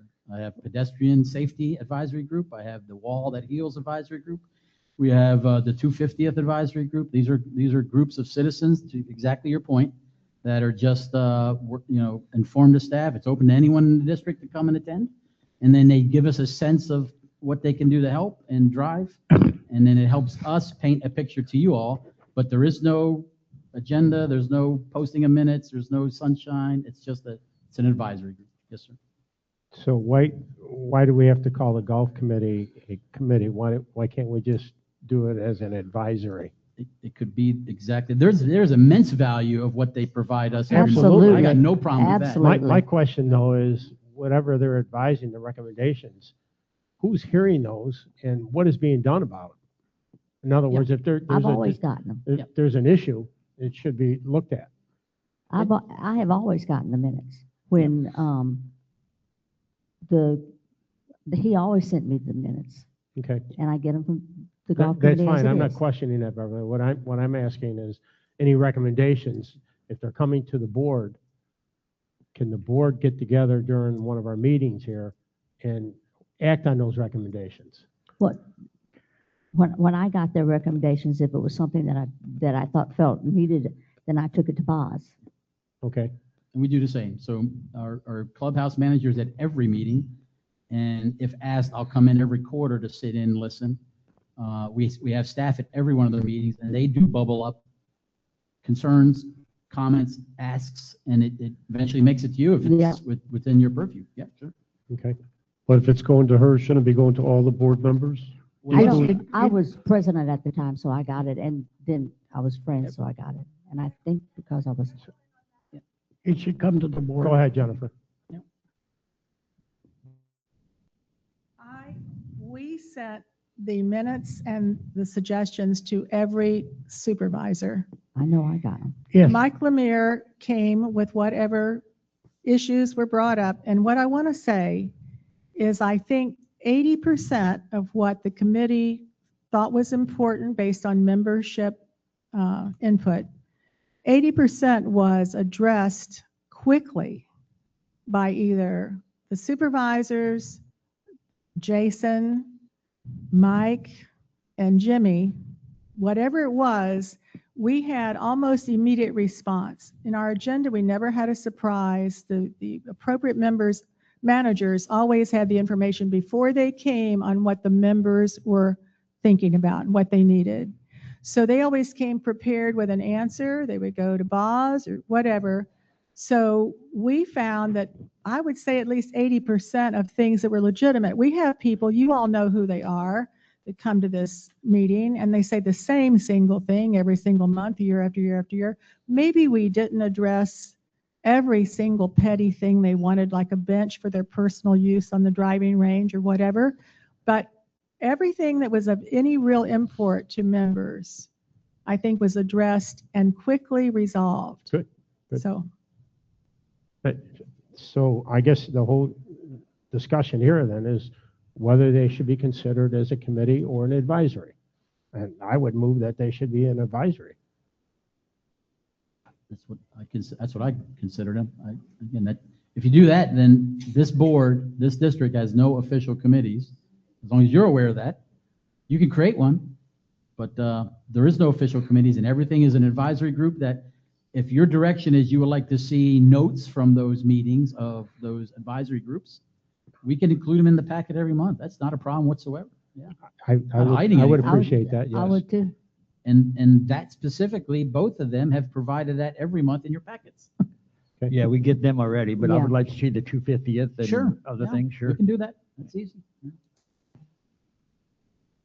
Because I think you limit them if you make them do, I So- mean, you're tying their tongues. So nothing's changing, we're just Well, changing the the name. clarity, Just the only is- thing I would ask is, and then there's clarification, if this is an advisory group, the one oddity here is this is an advisory group where there's a president picking the chairman of the advisory group. If you're gonna let them pick their own chairman, then it's a moot point, we move on. I have no desire to pick a person, All so. right, so we'll change that in their charter, in their language charter, they pick their own leadership. Right. Is that consensus? Absolutely. Okay, and then everything else is same status quo. You good with that? You give me a good head nod, so you're good with it. Did I see Carol out there? Yeah, Ms. Bird, are you in agreement? Carol, do you want to make a comment or anything?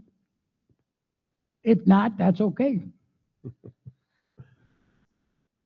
Apparently, she doesn't want to speak. Okay, so it's not a committee, we have no committees, and we'll change this to an advisory, and I will provide advisory notes under the general manager comments for all our standing advisory committees. Are these But coming to the they're board gonna of be- super, I mean, we need to hear gonna what's be- going on there, not necessarily our employees. We need to hear what they recommend. Yes, sir. Okay. You'll see it in the That's what notes. this is about us, not about, But we see it in the minutes they provide. Yeah, I'm not understanding Okay. what you're not hearing. okay, go. I'm Carol Burt, 5332 Brett Circle, and I'm the current chairperson of the Golf Committee, Golf Advisory Committee. We have membership from, the members of our committee are from the three golf groups in the club, the Ladies Association, which is a 9-hole ladies group, the Women's Golf Association, which is an 18-hole group, the Men's Golf Association, which is an 18-hole group, and then we have we have 3 at-large people. But anyway, the chairman, if we pick our own chairman, right now, I've been first appointed by Mike, now appointed by the current chairman of the board or the president of your board. We've had a meeting, and I think that's a nice way to do it. It's some kind of a connection between the chairman of this advisory committee and the board. It was a nice way to get to know both of you. That's what I think. I don't disagree. I enjoyed our meeting. As a non-golfer here, I don't know that I'd be comfortable without input from other people who to choose if that was my job to do that. Well, you shouldn't do that. I mean, I have picked 2 chairmans, and they weren't my picks. I talked to people, and they were recommended, and they were chosen. It's not something that you should do without asking people, you know? My point is, why should I do it at all? Well, because you're the president of the Board of Supervisors, and this is a supervisors committee. This is not It's not anybody it's an else's advisory- committee. It's an advisory committee now. I'm a supervisor. I mean, it's simple. It was started by the supervisors. It should be reported to the supervisors. And the president of the supervisors should get a opinions from golfers and pick it. But if we're gonna, I mean, lately, it doesn't make any difference what it is. If something's wanted, we don't even know it's bought. So, you know, Is it's, this something we should have a motion on? Do we need a motion on this? Yeah, I just want to clarify. I see the discussion going kind of the same direction here. So if this board delegates decision-making powers to another board, that board is subject to the Sunshine Law. But if this board just appoints a board that's fact-finding only, the Sunshine Law doesn't apply. So it's not clear to me whether the golf committee makes any decisions. No. No, they don't. None. no, So they make recommendations. Recommendations. So so recommendations can be decision-making authority. Let's say they have proposals from 3, I don't know, contractors, and they say, oh. They don't do that. There's none of that. No. Okay. They don't do that. Yeah. So they don't make any decisions. None. No. Then I believe it's just a fact-finding committee. The challenge is the fact that this board appoints somebody could raise the specter of the Sunshine Law and raise, you know, what exactly they're doing. But if everybody is clear that they are only a fact-finding board, then the Sunshine Law doesn't apply and they can talk to each other on the golf course all they want. But if there's any specter of any kind of decisions, if they're making, they hear about 3 recommendations and they only recommend 2 of those things to the board, then that's a decision that they're making. Once they start kind of restricting the information based on a decision that they make, that could run afoul of the Sunshine Law. But if it's very clear what their mission statement is, they're clearly fact-finding, then the Sunshine Law doesn't apply and they're good to go. Okay. And you're saying also by having one of us appointing one of them could be open to sunshine laws. It could, it just raises the questions then. What exactly are they doing? Well, this is a board appointed, it's a supervisor appointed board. So now we have to look really closely at the actions that they take to make sure that they are not making any decisions whatsoever when they're making their recommendations. If it's fact finding, all the information they collect comes to the board. They can't edit it or select what they present to the board. So I think that if you elect to say this is a fact finding board only, then their charter has to reflect that they're only fact finding, no decisions. They don't make decisions. So Boz, for your 250th committee, we didn't decide who was on that. No. And I assume you appointed somebody and. No, it's just open to citizens. Yep. It's an We asked advisory. for volunteers as well as citizens roll in and come into meetings, and it's just citizens providing feedback. That's what we And did. the wall last year was, how would that handle? Same way. We Yeah. had citizens that came in Yep. to give us their opinion, to help, and yeah, no. They're just our way from staff to get involvement from our community at various levels. People that are committed to the district, people that have expertise in areas, and they provide feedback. If there's a decision that comes out of any of those discussions, it comes from me to you, and we say, I need money, I need X, I need Y, whatever, and it comes that way. Yeah. Okay. So if that's the will of the board, I think before you make this determination, you should see the charter again, just to make sure that. Yeah, so what I would recommend is that we owe you a bullet maybe on our policy at the bottom there, talking about citizen advisory. We owe you that, and then we owe to bring back the charter with red lines if there's any interpretation of decision-making or whatnot. We'll just bring that back. And you know, just to make sure clear of the language, I mean, the Sunshine Law says advisory boards and committees may be subject to the Sunshine Law. So you might want to call it something rather than an advisory committee, some sort of information or fact finding, just to make It's the it golf clear. committee. I got it. Yeah, the golf committee, exactly. It's the golf committee. Yeah. And they're very important. Very much. But yeah, but ultimately, I don't want to stop the good work that they're doing. I don't either. Yeah, I don't think anybody does it. It's not going to stop. We got a meeting next week. We'll be there. It's the same. So it's not going to stop any of the good work. Good. So, but let's, like we did with the other policy, we'll bring you back some one or two blurbs in here, and you guys can agree or disagree. I have one other question. Can a supervisor attend these meetings without any repercussions? Yes, even if it was even if it was making decisions, there's nothing that prevents two boards from a member from one board governed by the Sunshine Law and a member from another board governed by the Sunshine Law from talking to each other. There's no prohibition about those discussions don't have to happen in the Sunshine. Only discussions of those particular board members have to be in the Sunshine if it's if they're decision-making boards. But at one time, we had two supervisors showing up in a meeting. That's not, that can't happen. And at one time, we had a supervisor on the golf committee.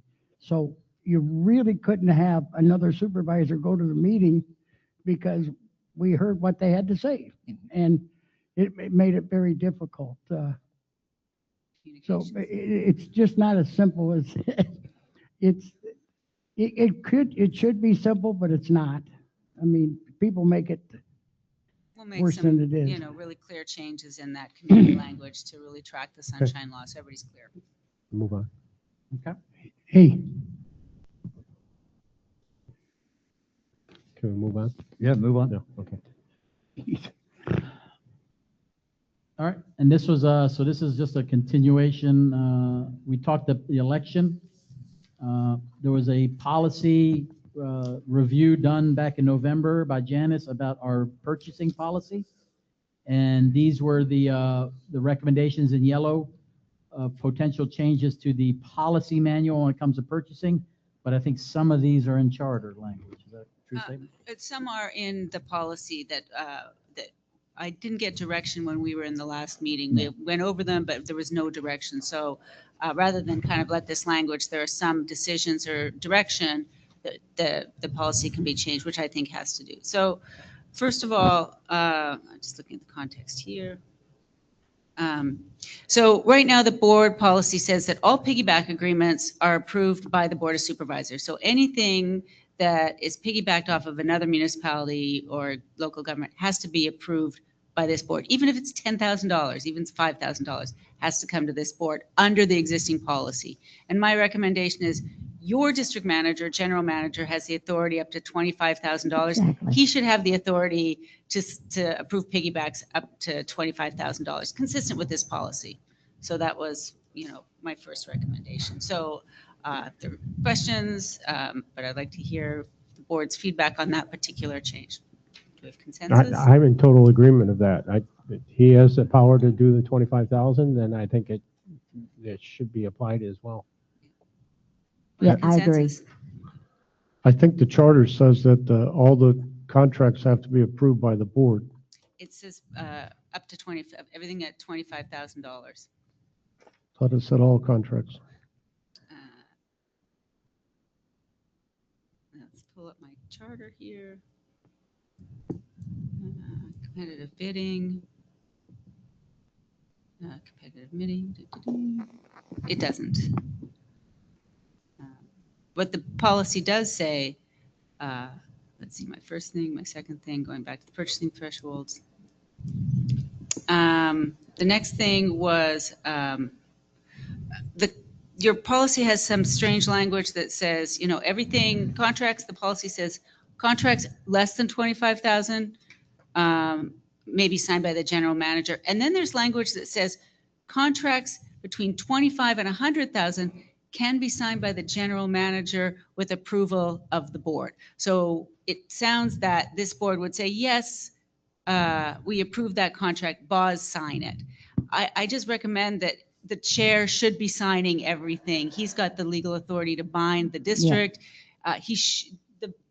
Unless the resolution is really clear that this board is delegating to Boz the authority to sign the contract, all contracts over $25,000 should be signed by the chair, the board president. And we've done that since my arrival here. Everything has been brought to a board president for signature over $25,000.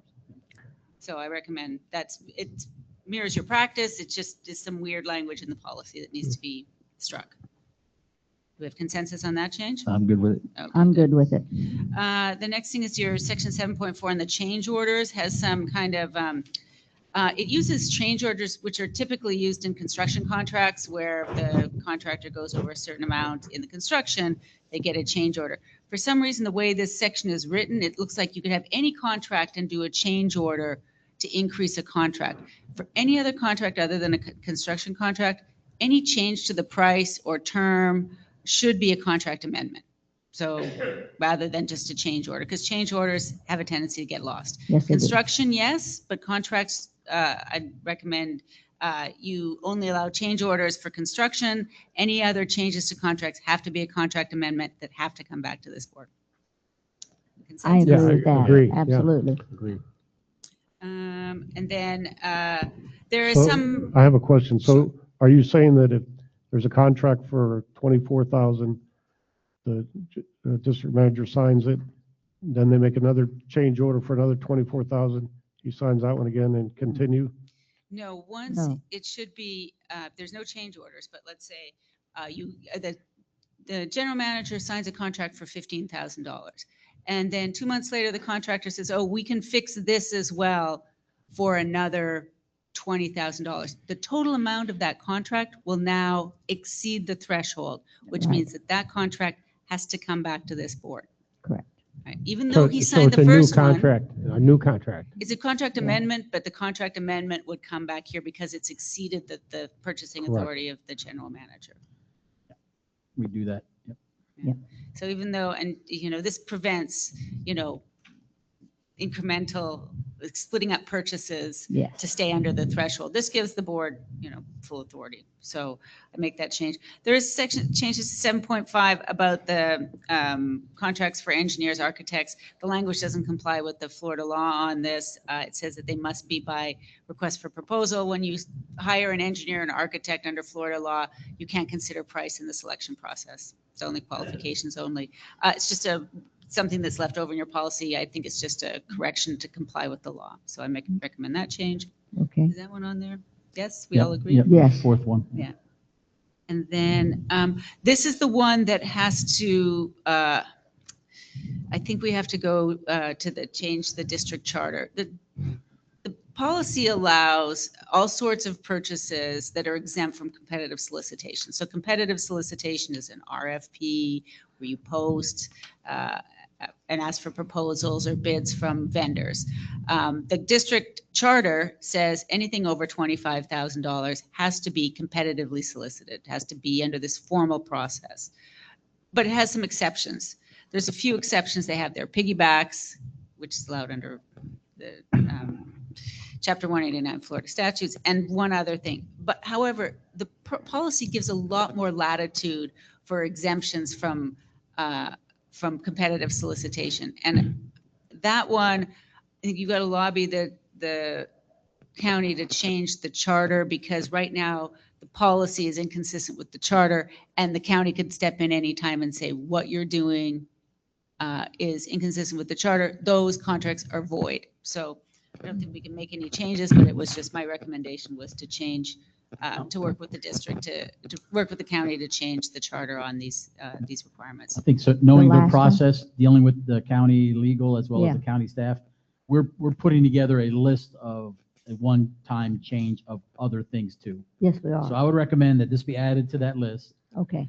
when it gets to a level. None of these are urgent. None of these are red lines. When it gets to a point in time that Janice can consolidate them as a resolution, and we'll bring it to you, and then we'll kick it to the county. Because again, that's a 12-month process, just the way they work. So, And those things that are in the policy are consistent with what the state allows for state purchasing. It says emergency purchases. You can make if there's a hurricane, Boston have to put out an RFP to get Correct. certain things.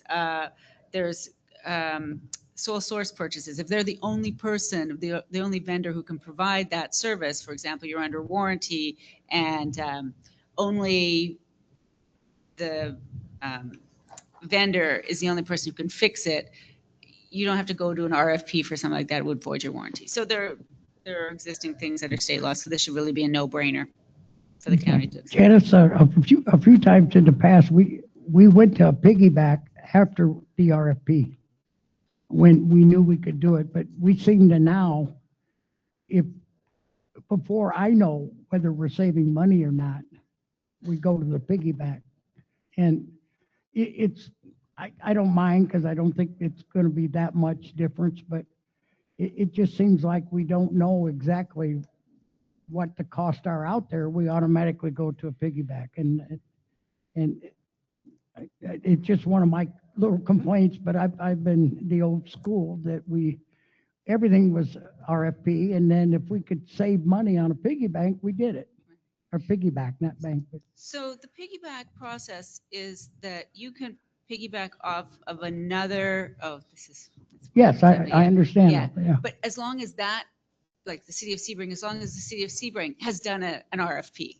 So you're just, Yeah, there's an RFP. yeah, they've already done an RFP. You're just using the results of their RFP. So RFPs are time consuming. You don't have a procurement director.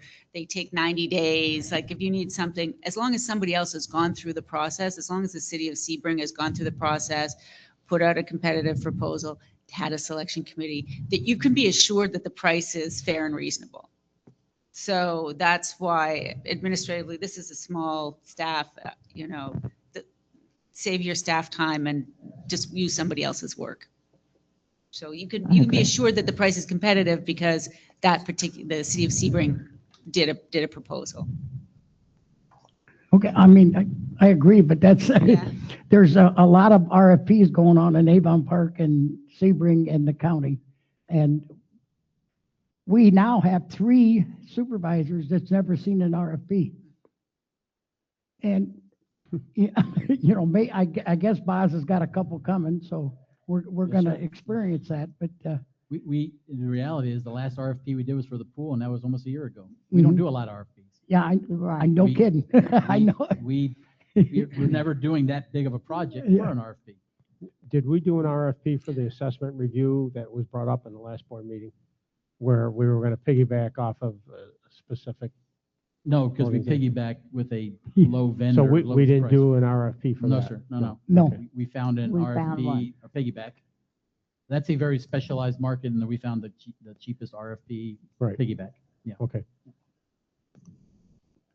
So I've got your recommendations there. I'll make the changes. We're all good. The last thing, I just think, I don't know if it's in your package too, the color-coded ones. Yeah, I pull it up. You see them in the package, so I don't know if they were added separately.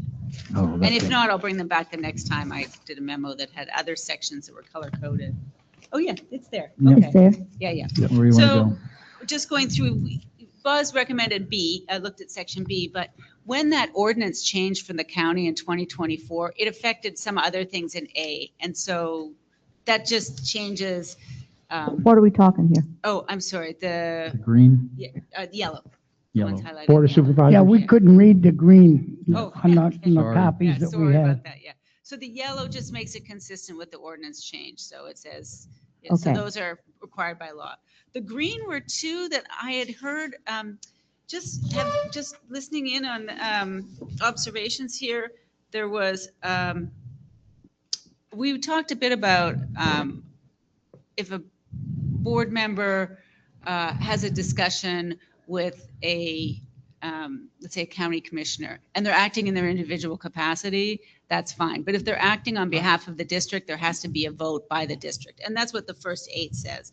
The board by affirmative vote can appoint 1 supervisor to act on behalf of the district, but it has to be a vote. If not, then the member has to clearly, member, staff, general manager has to clearly indicate that he's acting in his individual capacity. Right. So you can't see it, so it's like. Oh, I can see it now. Yeah, he has to say specifically, unless the board votes you to speak on their behalf, you have to declare that you are speaking in your individual capacity. But didn't you just say that if you're talking 2 different people from 2 different boards, it was not an issue? But you would just identify yourself saying, I'm working in my individual capacity. Not as a board member. Not as a board son- member. I don't son speak of on a- behalf of the board, as we, Exactly. my mantra is the board speaks of the majority of its members. So unless the board has said you can speak on my behalf, then you're acting in your individual capacity. So, you have a call with the property appraiser, you say, oh, I'm just me, you know, in my individual capacity. This is not on behalf of the board, unless the board has given you express direction to speak on its behalf. So that was one I thing like that that came up. And then the last thing I thought, and just because this was, turned into a very big issue with the residents, was the removal of officers. And, a board may be removed for cause with a vote of 3 or more supervisors. And the question came up, isn't it a conflict if the person being removed is going to vote on his behalf? It's not in your policy. We can add something that says if the supervisor is subject to the proposed removal, he can't vote on it. I don't know if that's something you want to add or not. It just created a big,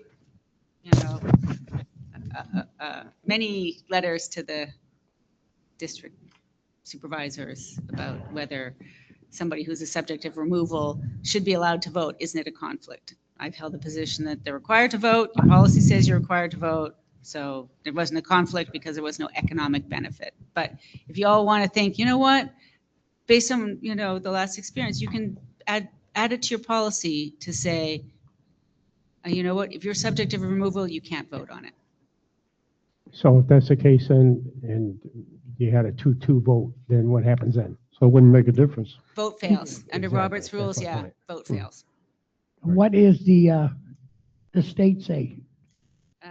I thought they said that if it's not a financial thing, it's, Yeah, it's not, yeah, you can It's- vote. Yeah, okay, then, yeah, you can okay. vote. So, I mean, I followed the state law, but, as I said, I think it was a resident said, how can we change this? I'm like, you can change your policy. So here is an option to change your policy. Well, I Consider don't- it, think about it. If it's something you want, we can add it. If it's not, subject to financial recommendations then, right? no, the way that it is right now is that there's no conflict of interest because being having an official title doesn't inure to your economic benefit. So right now, if somebody votes to move you as vice president, you can vote on it. You have to vote on it, as a matter of fact. You cannot recuse your vote. You have to vote on it. You can change that to say you have to vote on everything except for removal if you're being removed. Something to consider, as I think Supervisor McLaughlin correctly identifies the issue, is that if that person doesn't vote, you could very easily get to 2-2, and it Not gonna make a would be zero difference. and nothing vote. So just wanted to mention it since it caused a lot of consternation in the last I- couple of months. So I don't think that if you're being asked to, I don't think you should have a vote. And if it's 2-2, then it's 2-2. But I don't think that if I was being asked to remove myself, I mean, if they wanted me removed, I don't think I should have the right to say, no, I'm not going. I just don't think that's right. I'm sorry. Yeah. I'm in agreement with Beverly. I just don't think that's right. If it turns out 2-2, then it's 2-2. Then That's the way what it is. That's what it is. All right. it's just an officer's position, I right? think This we isn't your should leave it position the on the same. board is, there's a whole other process. But thoughts? Anybody else? I got 2. But I don't see why we would change. If it's 2-2, it goes down anyway, or 3-2. So, Doesn't I think it's the make it- principle of it all. well, give me a scenario where it would be different. It's either going to happen or not, regardless of that person's vote. Unless we want to pay the president $10 more a month. You could do that, yes. Then it would be an economic benefit. Yes, that would be an economic And benefit. that'd be a conflict. of interest. So all the yellow, we will clean up for next month. And then it sounds like this one up here, you're fine with this one here. I like that one. So we'll change that to yellow. That'll be cleaned up for next month, as well as the purchasing stuff. We will keep that one in green for either kill it or future discussion, but it won't be presented as a change next month. Is that acceptable? Yes. So, did we vote on it? We didn't lost vote, two. but- We lost, was there only 2 that wanted it in there? You got I mean, we're currently following state guidelines, right? Yes. I think, why go against the state? Okay, and we will Okay. table that one For now. future discussion. Yeah. So that's all we had on changes. So we have one for the county. We'll add it to our list. The rest are internal. We'll fix those and you'll be presented that next month. You want to have any public comment on that whole diatribe there? No, I just No want to, public comment? I just want to comment on the rest of the charter. when I asked for the charter, I mean, I need a long time to look at this. Talking Uh, the county charter. The charter. one that we have, yeah, so. It's a policy. Policy. The book. policy, yes. policy. So I hope you didn't expect us to. No, we're Okay. just hitting the yellow ones. There's Okay. a lot in there that we as staff are going to be recommending that Okay. we need to clean up. Yeah. There's some very dated language in there. Yes, sir. Well, and I think it's real important for the board to look at it and not, and have an opinion on that stuff, because it's really for the board of supervisors. It's not for anybody else. It's your policy. That's right. When you make copies of the green, it doesn't come through, and this font here, Yes, sir. unless you're gonna give us magnifying glasses or I had to microscopes. use a couldn't read magnifying that. glass. Yeah, I can't read at any of all. that. I would appreciate if you would We'll make it redo the larger. green, And we'll, I think I'm the youngest one here and I can't read it. I got you. Can you do an RFP for some magnifying glasses? Yes, sir, we can do that. It's actually under 25,000, so I'll just buy them for you. Unless, I'll wait on Mr. Gilpin's order to buy them. That's right. Okay. That's all we had on that. Or do you want to throw it to them real quick? Okay. all right. Okay, Obviously, I didn't think it was important. all right, we're on 8F, sir. This is for the approval of the county interlocal agreement for recreation funding of $50K for the 25-26 budget year. So this is a pretty, for now, it's going to be a routine every year, or at least now this is the second year. County asked us for an interlocal agreement to get us in the paperwork process for our request for $50,000 in reimbursement. We provide them all the receipts. They give us $50,000. They usually wait till September to pay us, so that's the expectation. We provide them $50,000 of operational things for our parks, our facilities. So just because we buy a new swing, we can't put that in there, but if I'm buying new pine bark or pine straw, I can put that in there, as well as mowing and cutting. So we pretty much, right now, we've already spent $50,000, so we're going to provide all the receipts. This is a recurring agreement with the county. I will be, and I would ask if you have any interactions with our county friends, our county commissioners. We are at $50,000. However, Spring Lake or Sebring, Avon Park, and Lake Placid get $125,000. So I'm going to be advocating on our behalf that we should be treated the same because we have the same amount of resources that we offer to all county residents for free. This area around us here, green space, our trails, everything. So I know there's going to be a sticking point for them budgetarily, but we need to throw that on the table for them to discuss it and get us equal to our friends next to us. Now, does that have to be a board proposal to them, or, I mean, we can't meet as one person with them, right? No, that's a great point. I think I'll be having engagements with their administrator to get the sense of the environment budgetarily. I think we may get to a point where we create a letter from the district, you all approve that letter, or a resolution requesting that it go to 125, and then we just throw it out there on the table when they're doing their budget talks, which start in March. So, yeah. Okay. Okay.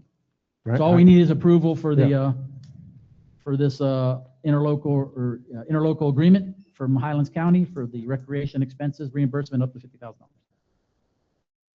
I make a motion to approve the 2025-26 interlocal agreement with Highlands County for recreational expenses reimbursement of up to $50,000. I second it. Discussion? Supervisor Caramana, Yes. Supervisor Gilpin, Yes. Supervisor McLaughlin, Yes. Vice President Phillips, Yes. President Northen. Yes. All right, thank you much. Boz, Yes, ma'am. what's a 10-acre open park? Where is that? We consider the green space here. This is all our open park, playground, everything around us here. Okay. Yes, ma'am. Thank you. Add-ons. We had nothing, but I believe there one. Yeah, we have one. Discussion. So it was requested by one of the board members that we add a moment of prayer at the beginning of each meeting.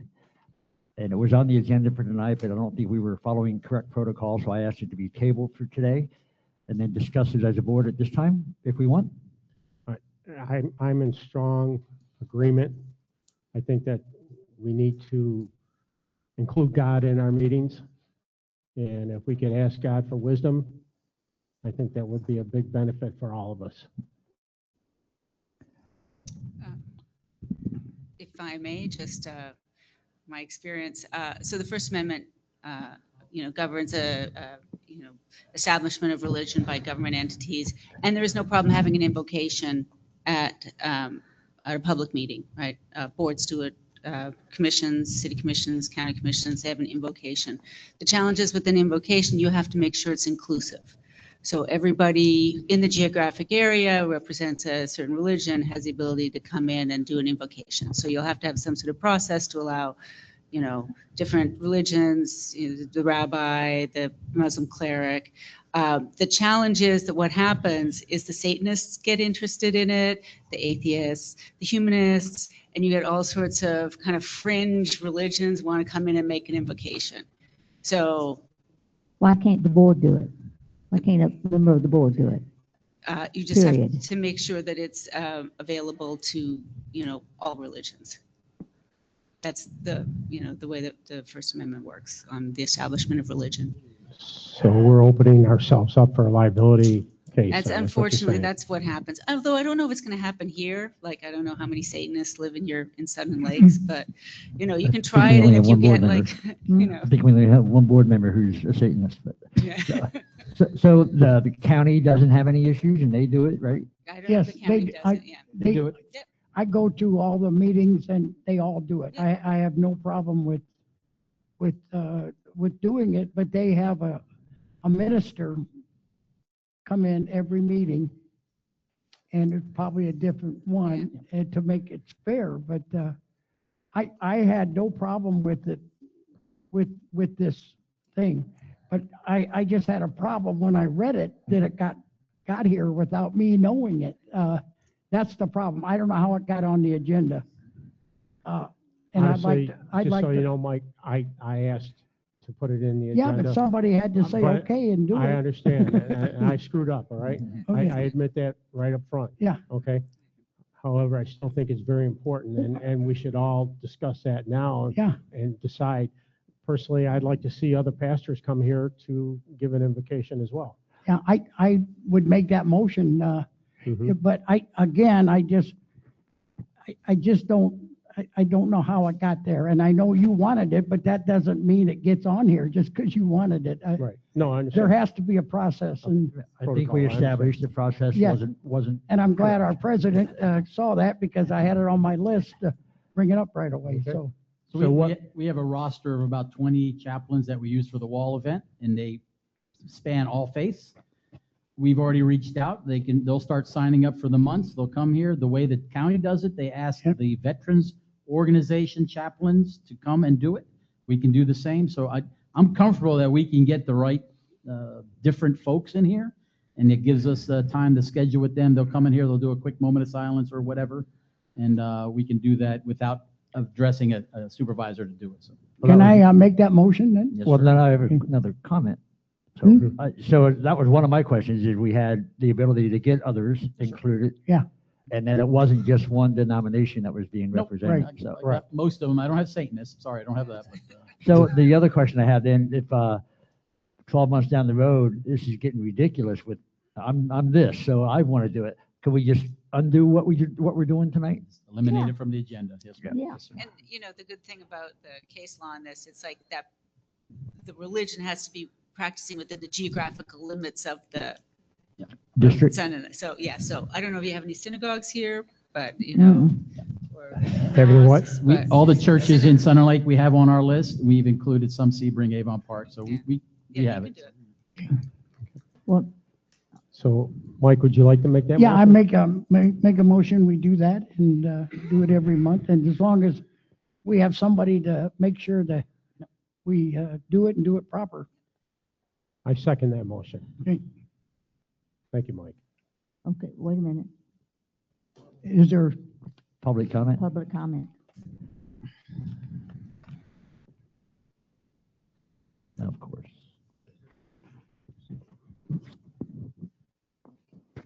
I just think you guys, I think mixing politics and religion is never a good thing. That's it. Thank you. Honestly, I don't see that we're including politics and religion. I think just to include God in what we're doing, I think is important. I think if you go someplace you shouldn't go. That's my opinion. Kim Gross, Pebble Beach. For most of the WGA tournaments, well, in all the couples tournaments, there's a invocation of some sort. We always have used the chaplains from Advent. So hopefully they're on your Yes, ma'am. list. Yes, they They're are. all Yep, yep. very good, non-denominational type of chaplain. Vote. Call the vote. Supervisor McLaughlin, Yes. Supervisor Gilpin, Yes. Supervisor Caramana, Yes. Vice President Phillips, Yes. President Northern. Yes. So I have a question for Janice. In our policy, we have an agenda format, so that would have to be changed to add that. We'll add invocation to the format. It'll be part of the yellow changes next month. And while we're doing that, also on this agenda format, it does not include roll call. And since we're doing a roll call, shouldn't that be in our policy for agenda format? Should be. We'll add that, yes, sir. Can we open up discussion for other matters? This is add-on time, yes, sir. if you Okay. want to. I've had quite a few of the golfing community ask me to present before the board to see if we can get our superintendent to give a summary of what's happening with our greens, what he's doing with that. Is that something that the board would agree on or not? I've talked to him, so I have too. Yeah. I've already communicated. with I him. think basically what I'm And hearing he- is our members and our golfing community want to hear that as well. Well, I don't think it's Jimmy sent out a letter over to every citizen got it. If you signed up for the Sun and Lake website. So he is communicating what the problem was and is. So I don't, Is this for the current moment or all the time? No. I mean, For the are we asking current- them to come to every current- meeting and give an update on? Current situation, have Yeah. them come up and give us an update on what's happening and go from there. I'm just, a lot of the golfing community has approached me on that and they would like to know what's going on. And well, Jimmy's phone. perhaps is a lot of them aren't getting the emails. I don't know what the situation is, but they'd like to hear it straight from Jimmy as far as. All they have to what- do is call him. I don't know that he would like to be inundated by a number of phone calls. I think it would be clearer if he were to come before the board and just explain what he's done to help out. That's all I'm saying. my opinion is that we've had several talks. I mean, it seems like every meeting we have somebody come up and complain, but I think the board has made it clear. And we're happy with Jimmy and his answers. I mean, if the board wants to hear it again, we can do that because. Jimmy or Mike. But are I'm usually satisfied at with the answers that I've daytime. got, you know. Jimmy So- and Mike are, one or the other one was always at our Mhm. meetings, just not the nighttime Mhm. meetings. They're on the daytime meetings. So in the general manager's report, there is a segment under golf, and there's Yeah. an agronomist section in there. I think the first step, baby step here is if in March you want a more specific agronomist update, we can have that in writing. It's a day meeting. He could be here. I would offer we start with that, of the level of detail in that report of where he's going. And then if that drives board concern or citizen concern, definitely open to him coming. That's fair enough. Yeah. I think it's just a matter of making our citizens aware of what's going on. Okay. All right. One other thing I'd like to discuss is the assessment review that was brought up in the last meeting, which was tabled because there weren't 5 supervisors involved in it. And the piggyback agreement. I would like to reevaluate that, and if that's something that we can discuss as a board. what do we have to discuss? Where are the figures? Well, it was tabled because we didn't have enough supervisors available to vote on it.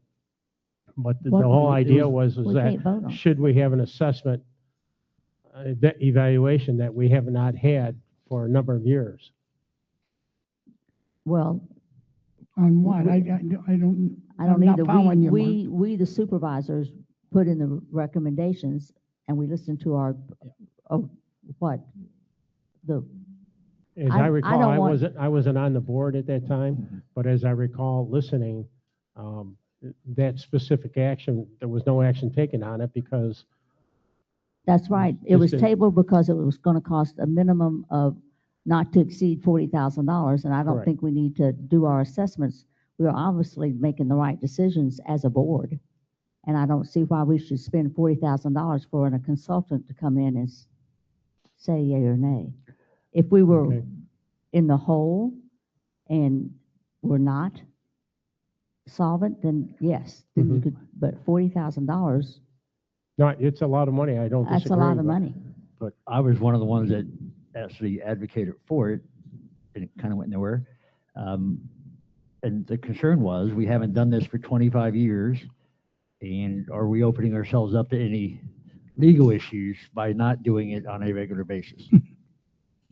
And I was against it because it's something I'm gonna vote no against, and I don't wanna spend 46,000 or 43,000, I'm gonna vote no on, so. I would like to hear from Janice on that.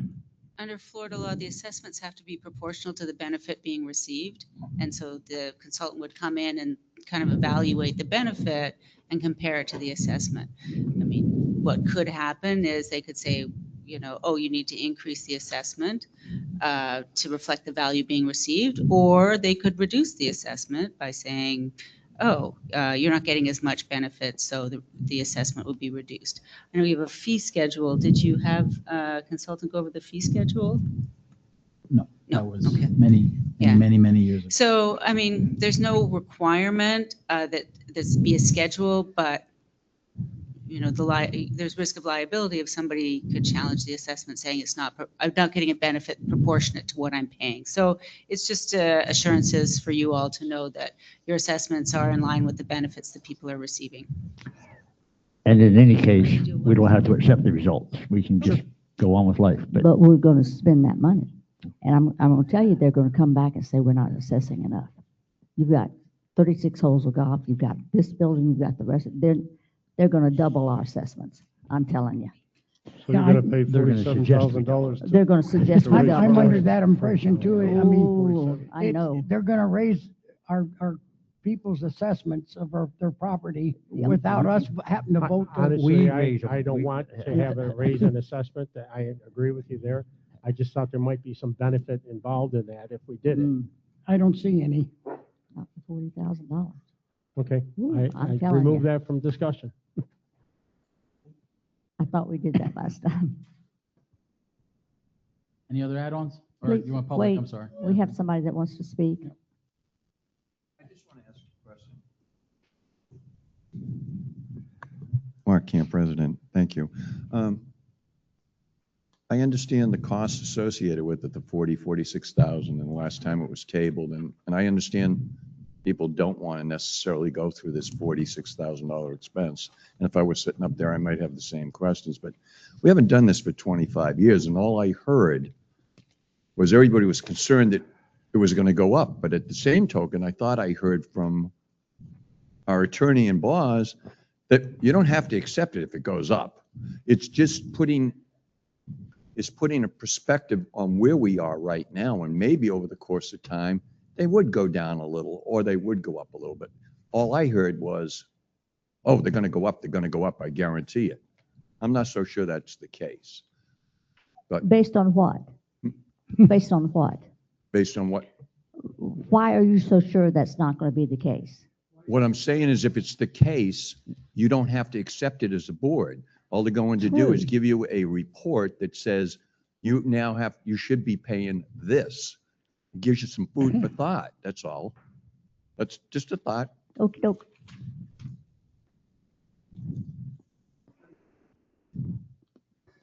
That's all we have. I'm sorry. Come on, Ray. What do you guys got to lose? $46,000. $40,000 on a That we 19, need- on a that we- $19 million budget. You know, I think what he's trying to get at is not the property owners, it's, well, the residential property owners. It's the other ones. That's the ones that are going to get affected if you think about it. And the only way to find out is to spend this money and see if it's right. And the other thing on the golf, to have Jimmy give you a report every month is just worthless. He's going to say pH this and pH that, and nobody understands what the hell he's doing. The problem with Jimmy, he committed to a bunch of people in September that the greens would be fixed in December. And that didn't happen. So he's got a lot of people who are not happy with him. And everybody now knows you can't grow grass now. So it's, nothing's going to happen till May at the best. May's So gonna be worse. don't waste your time with Jimmy doing a monthly report. Any other comments? No, easy now. No, we got a lot. We're ready. What are you in a hurry? We had a few petitions you see in there, event calendars are in your packets. We denied a letter to a developer that wants to build something off of Schumacher in Sun and Lake that was a vacation of our easements. We don't vacate easements because we have our infrastructure in there. That said, when the developer came back to us, they want to have a meeting to discuss what they really want to do, and we'll discuss that with them. But they wanted basically for us to give up all authority around their parcel that they bought, and that we can't do that. Our pipes are in there and everything like that. So that's in your packet. It was a local developer. And then the letter on the county, we found over a while in our dealings with our contractors, our builders, I should say, that there was some discrepancies in the level of insurance that they were carrying to build houses here. The lack of auto insurance coverage, the lack of workers' comp insurance. Even though the county has a standard, there was some discrepancies in when they finally came to us with a building permit and when they applied for our permits. So in those discussions, we went to our builders directly and we said, we have requirements for $1 million each to be able to build in Sun and Lake. I sent that letter to the county. They don't have to enforce it, but it's when they come get a permit from us. Had a discussion with the county building chief. She's in support that it's good that we're enforcing a standard, and she appreciates that. She has made it very clear that they can't enforce that, nor do they want to enforce that, but that's their call. So you see that letter in there to the county saying we have increased our requirements.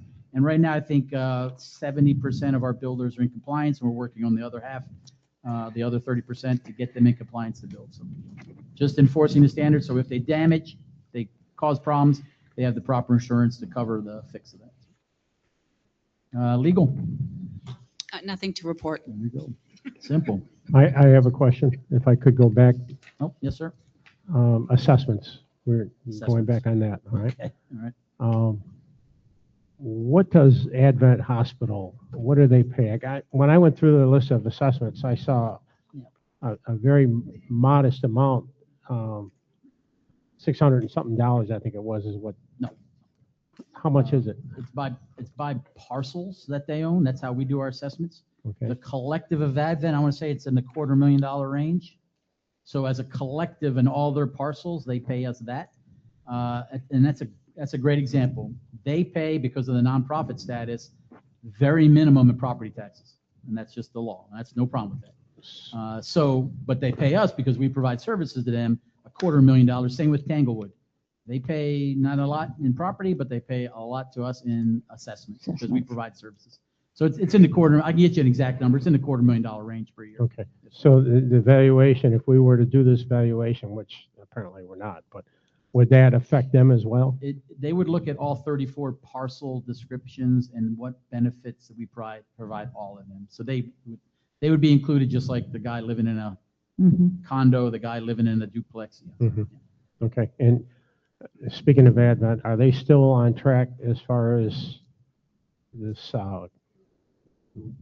apartment complex? The apartment thing, we since our last discussion, we went back to them. We explained to them that there's some wetland area in Land AO that they can't build on. They're reshaping their design And so we're working with them. Engineer-wise, we're working with them. Okay. If they go that route, which is the land they own off of Frontage Road, abutting our wastewater plant, there would still be permitting that they would pay us. There'd still be, you guys would have to approve what they're building because it is a zoning change. And I say that, the county would approve the zoning change with our recommendation, Mhm. but they would have to change that from vacant agriculture to multi-use. They're moving ahead on that. They really want to push that because they need the housing for their teaching doctors. Have they started up their training program yet? With the new They're doing it, doctors but there? they bring them in, they put them in like timeshares or not timeshares. Okay, They that's put what them I was in wondering, where they're VRBOs. putting them, right. Okay. Okay, thank you. Okay, real quick, again, I just need you guys to keep thinking about the whole trash discussion, talking trash. What we want to do with that, if anything, we just need some guidance, direction, because I would like to, if we're going that route, we need to give the county as much time as possible because they're starting the contract negotiations for 2027 with the vendor for the county. Our trash is, we're paying for our trash through our taxes. You're paying to it the county. individually on your tax bill to the county. We're not involved as a district in trash. And what you're saying is that if we were to take it on now, is that what you're? The initiative here is it'd still be on your tax bill. It would still be amount. You would just pay the collector, he would pay us, and then we would pay the vendor. It takes the county contractor out of the loop. The pluses and minuses, like our previous boards have been, those vendors are on site. They're picking trash up 5 days a week, not once a week. Their trucks are parked with us, paying us rent, paying us lease. If there's ever I didn't get my trash picked up, I pick up a phone and they go pick up the trash right away. Not this. There's a lot of benefits to have them on site, work for us as a district. And because I'm trying to get the county as much as possible to tell us what's the estimated increase starting 1 October. I don't think we're going to get that answer till very late in the cycle, and then we're going to be forced to take on that. I don't think it's an issue anymore with incorporation of us, but we still have to send a letter to them. Is that true? No, you'd have to ask for an exemption. Yes. That's right, yeah. So there's a letter format for exemption. We would ask that. And Have you done a cost benefit based on what we're currently paying? the best cost benefit I can do is what our RFP company gave us, which was $330 a year. And because the county won't give me the 1 October number, they say it's a small uptick from your $230 you pay now. So until I get the firm number starting 1 October at the county, that's the only way I'm be able to apples to apples. Right. So that's the challenge we're in.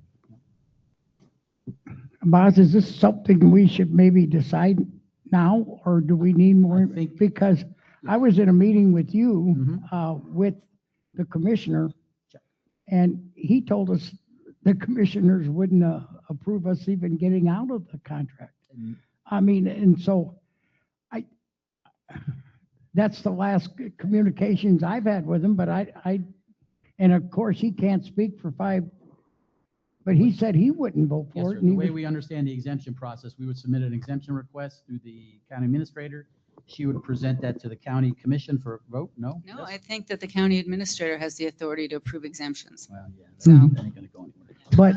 But, and I just don't My know mic if we on, should, if we should decide whether we want to do this or keep talking about it because, Yeah, I would offer, sir, in the next 60 days, I'm having those level discussions with the county administrator. okay, Get okay, a sense of if she's going to be supportive or what. okay. And then I would say by May at the latest, I need direction from you all. Do you want me to send the official letter or not? Okay. And then we just take it from there. Okay, and I'd be happy with that, but I Yeah. keep hearing and seeing, Yes, sir. and I don't know how everybody feels. That's I fine. just know I'm with you. from the meeting I I'd was. like to know the cost benefit And first I, before we the do that. meeting I was with you, the commissioner said he would not be in favor of it, and he didn't think the rest of the commission would let us get out of that contract. Why would they? They're It's gonna a give up large money. portion of the fees that the county collects. We Yeah, pay yeah, over yeah. We're their biggest $1.2 customer. million for the county contract. So, Everybody remember when we had the storms back to back last year or year before last? Who was picking up our trash? We were. We had our little dump trucks.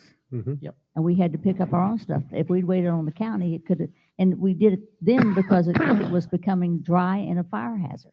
Right. And if we had another storm come down, there would have been, That's debris, though. We're also Yes. talking about They would pick up debris. household refuse as well, They, right? they do the Yeah. household, they do we're talking to them about recycle, if that's an offering that you all want. But they're the only contractor that can offer the debris, where the county contractor doesn't do debris, they have to get a separate contractor. yeah. That's why it That took was so the long. problem.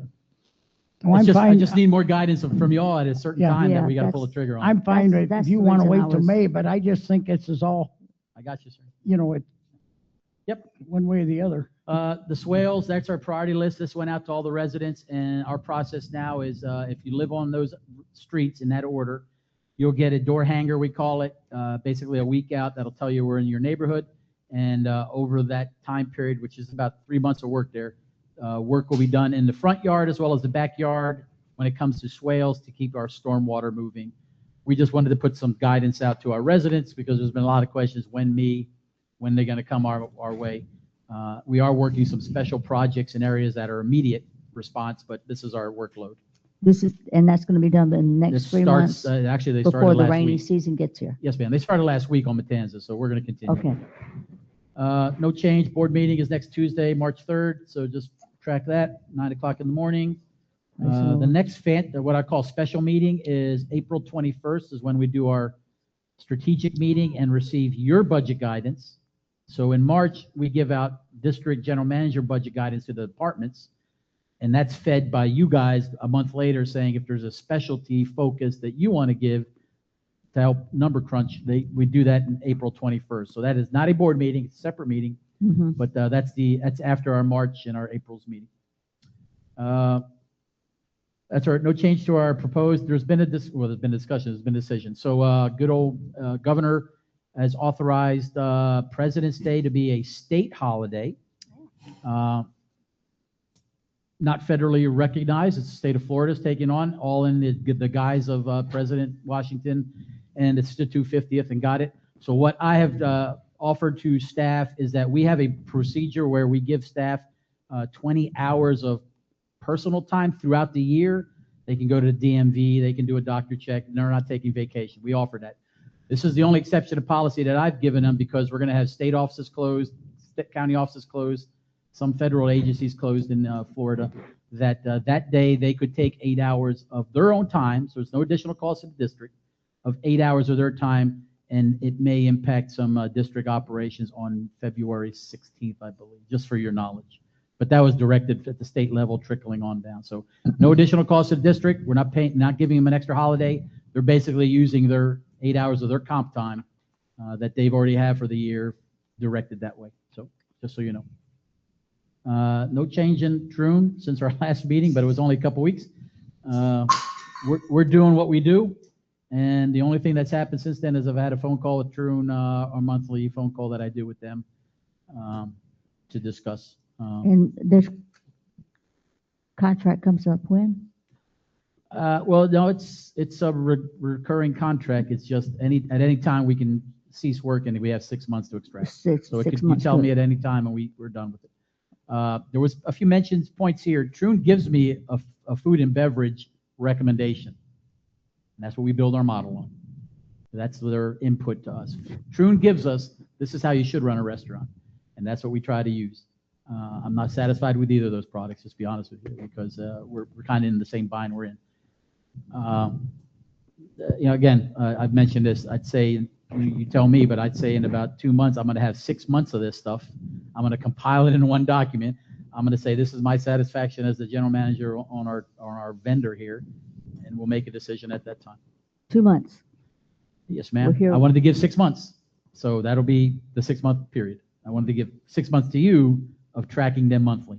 Okay. So that'll be the end of that 6-month period. Okay. And then I, as the GM, will bring a recommendation. You guys do with it what you will. Keep them, let them go, whatever. Have you done a summary of what to replace Troon as far as if we did it in-house? Yeah. The cost for that? It'll be part of that 6-month recommendation. Unless you want it sooner, I'd rather wait because the 6 month. We will show you the financial impact, the payroll impact, the insurance impact. Correct. We will lay all that out for you, and then again, you can make a decision. So 6 months being when April's April? board meeting. Yes, sir. Okay. Yep. This is one of our advisory groups in the top left corner here. This is our volunteer advisory group that provides us feedback on can they help us with events free, their labor, their time and effort. So Jamal runs these every month. We gave this is the turkey trot. We made some money from that turkey trot from the people signing up to do the run. And then that generated a $750 check to the animal rescue folks here, animal services that the Oh, sheriff good. department runs. Is So we that the gave place that that to just flooded? That's the place that just flooded, yes. Yeah. Oh, So that was a good news story. An example of one of the swales that was a concern. To the left, you see a swale that was just the builder just didn't do it right. The house on the right is not built yet, and there's really no vested interest there. So we came back working with the builder and basically cleaned that up, added the pipe under the ground. Builder paid some, we paid some, and we got the proper swale pushing the water out to our preserve. So that's an ongoing project around. Here's our 25 and above in the past couple weeks or the month of January. It's the usual suspects. It's the Highland County Insurance. It's our water meters. It's the consolidation of all our credit cards. This is the first payment we made for our wastewater project that's going on. So $93,000 for the work they're doing out there with surveys, environmental, boring, drills. So we're continuing that project. And then obviously our electric bill for the district right now. And that does not, well, that includes all. That includes streetlights, right? That's everything. Yep. So that's basically $30K a month is what we pay for electric for everything. District. Electric. did you get yours this month? No, that's going to be, I'm sure, a little higher. Mine was So nothing out of the norm there. $187. This is the notes for next week's meeting. So again, I get these from the golf group. I'll figure out what we're going to call them. The golf group. And this is what they're going to chat about next month or next week. And we'll provide you their minutes, their feedback in March's board meeting. And that's all I have, unless you have some questions from the board as well as citizen questions. I have a question regarding the swales. Let me go back to that. Yes, sir. The engineering that's been done, are the builders adhering to, like, for example, D.R. Horton put in that new subdivision on that one street. I'm not sure what it is. Did they have an engineered drawing that they had to adhere to as far as swales and drainage? Yeah. So when we increased our fees for land clearing, that included our engineer review of their product. So that's why we increased it, because we were adding a technical review. So now when you come, you got to remember what we're responsible for, the land clearing and the driveway permit. That's all. When they drop a land clearing permit, then in that discussion with our engineer review, we give them the red lines of where we need swales, where we, as our engineer, recommends proper swales to whatever depth, whatever configuration, culverts. We weren't doing that in the past. So we're doing that now, and that's driving the builder to put some of that stuff in during the building process, not after the fact. So it's being very successful. So we're getting ahead of it. Getting ahead of it, Yeah. and it's addressing, we're doing a project on Boston just for that. The builder tried to get under the radar, but working with us now, they're going to put in $8,000 worth of swale work that they weren't going to do, but we required them to do it. So. Okay. And where are we with D.R. Horton now? I know that they decided not to pursue. Yeah, they're still building out on what's the name of that? Coconut? Coconut, yeah. Yeah, Coconut, they're still that's building it. out on that street and their other 70 builds. No, they're not doing a standalone project. They kind of tabled. We that got for a away while. from that, right? They got away from it. There's only one discussion with a builder where it's more than 20 parcels that we're working the engineering on that, and that'll be a discussion, you guys, if we want to engage in that. Okay. It's same general area up there on the north side. Yeah. Okay. I have Yes, sir. a few things. I just wanted to mention on the swales, the A Street that I took you out and showed behind the A Street Yes, sir. on, Yep. on the east side. Yes, sir.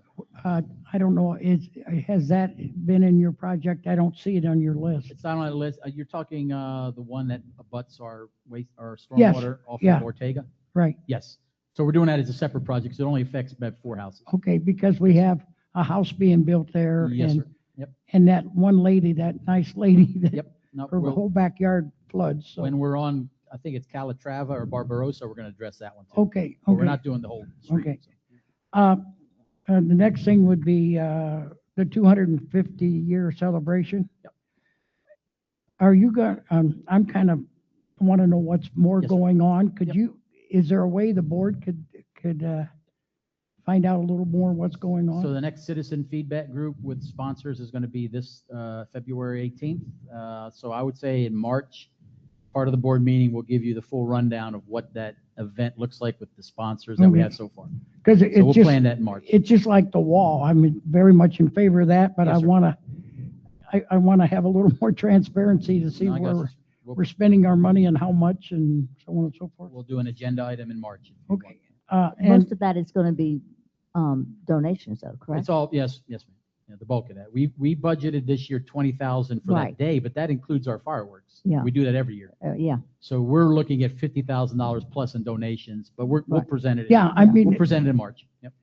and trust me, I'm in favor of it, but it's just, I think we should know. Yep.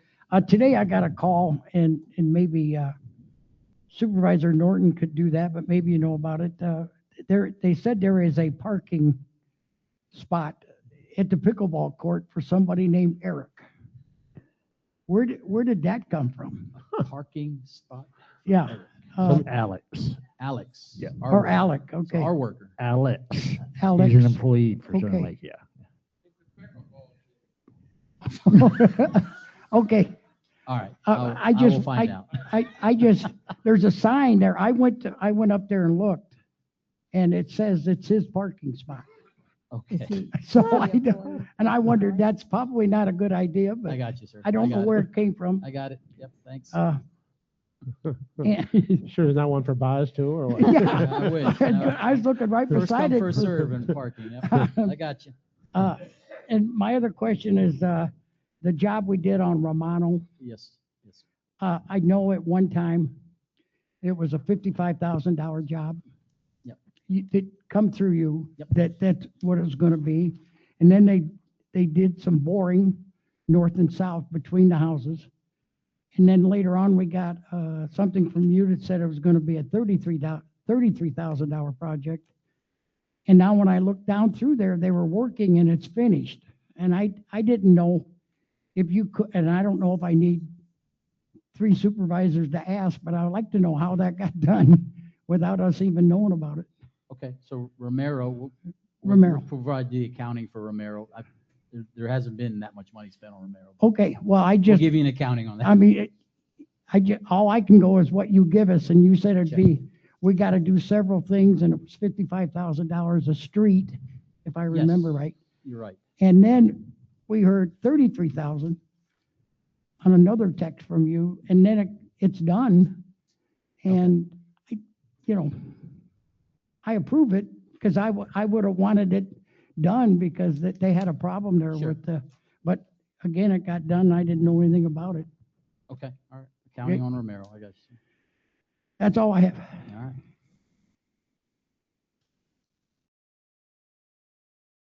We usually have public comment on staff reports if you want to do Yes. that. Any public comment on staff reports?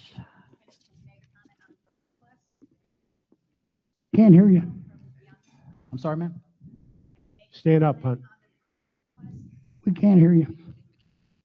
Sorry, I didn't have a chance. Can I make a comment on the prayer request? That's all, anything fair game right now. Okay, thank you. I do believe it's important because if we're one nation under God, why can't we recognize God?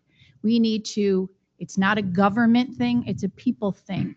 God's here for everybody, and if we exclude him from this, I don't know if that's a good idea. You say you can't have prayer in government, it's because we don't have prayer in government, that we have all the problems we have. So our forefathers came here on the basis of religion and trusting God to get here. They're the only ship that survived coming from England to the United States or wherever they were going that survived a storm that no one should have ever survived.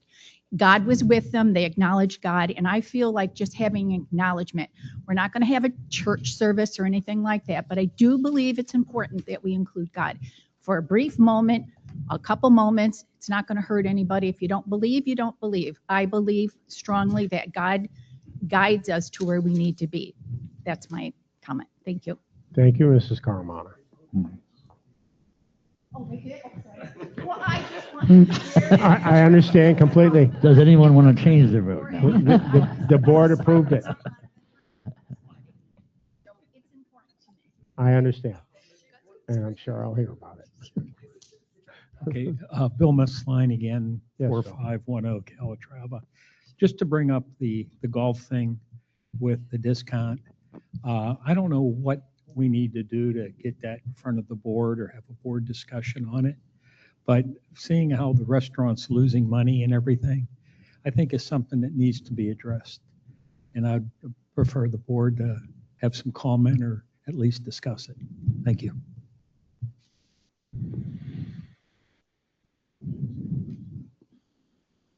Diane Lang, 5809 Matanzas Drive.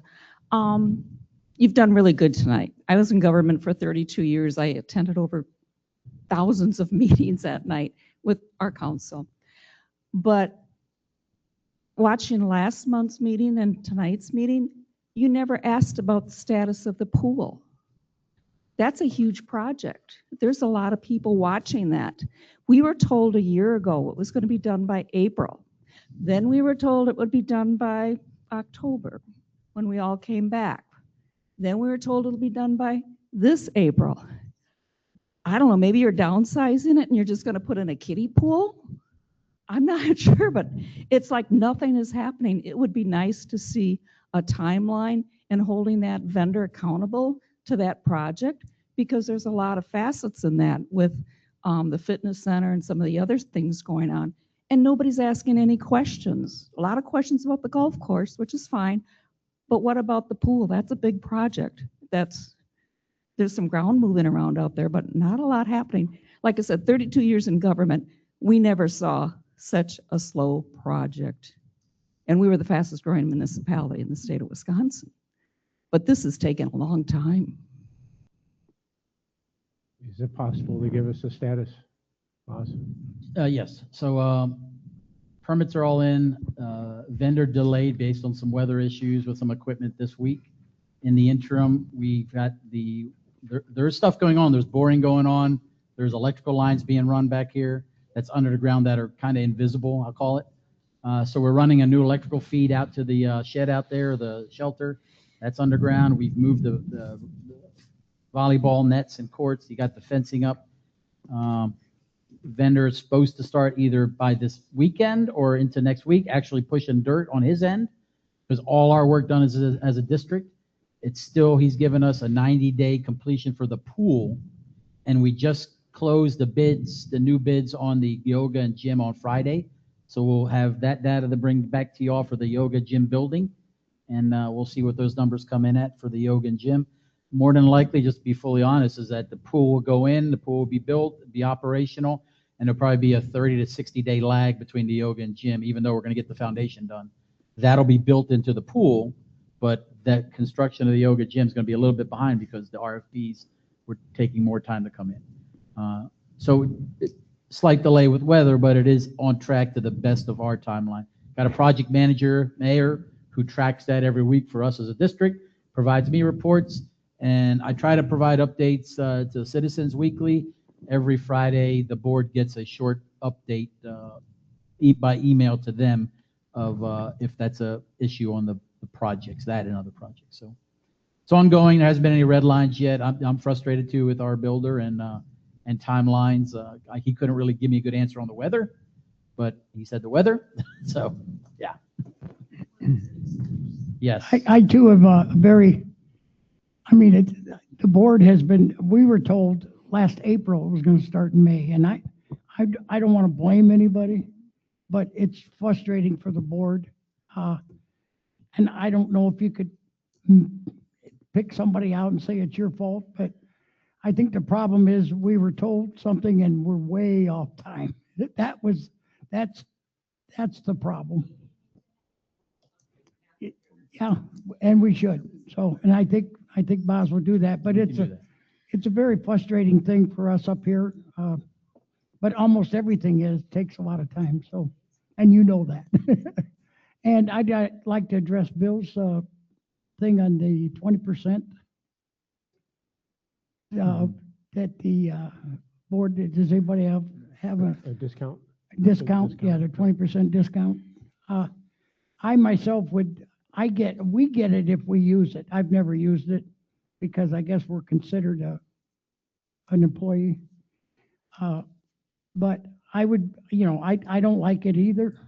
And I think as much money as we're losing, it would be something, whether it might not make much of a difference, but it would show you that we're trying to make a little more money to get 20% back that we're losing. Because if we were making money, I would say they deserve it. But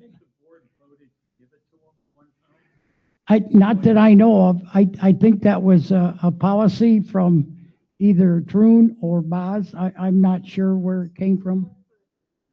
Yeah. Yep. Yeah. Yeah, and I don't know where it came from, but I don't think it come from us. I, Pay that for the golf course.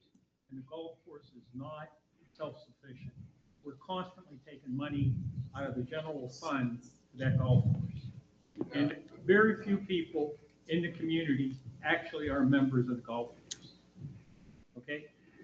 So I don't have anything against golf. I golf. I like to golf. I think our courses are fairly good, and I do play them. But I'm just tired of seeing money filtered out to the golf course. We got to put a stop to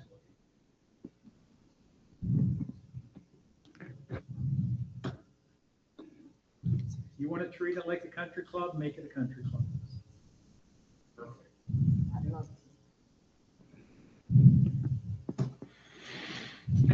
Any other comments? Nope. This meeting is adjourned.